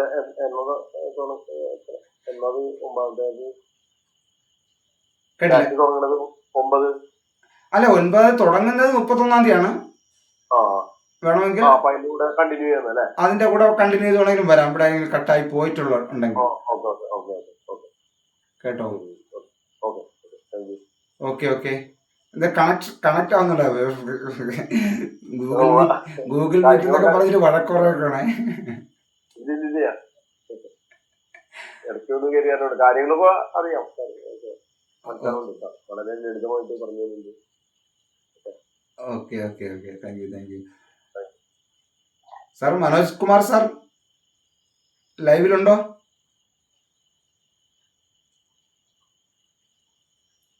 മൈക്ക് മ്യൂട്ടാണ്. ഓക്കെ, അപ്പൊ നമുക്ക് വൈൻഡപ്പ് ചെയ്താലോ?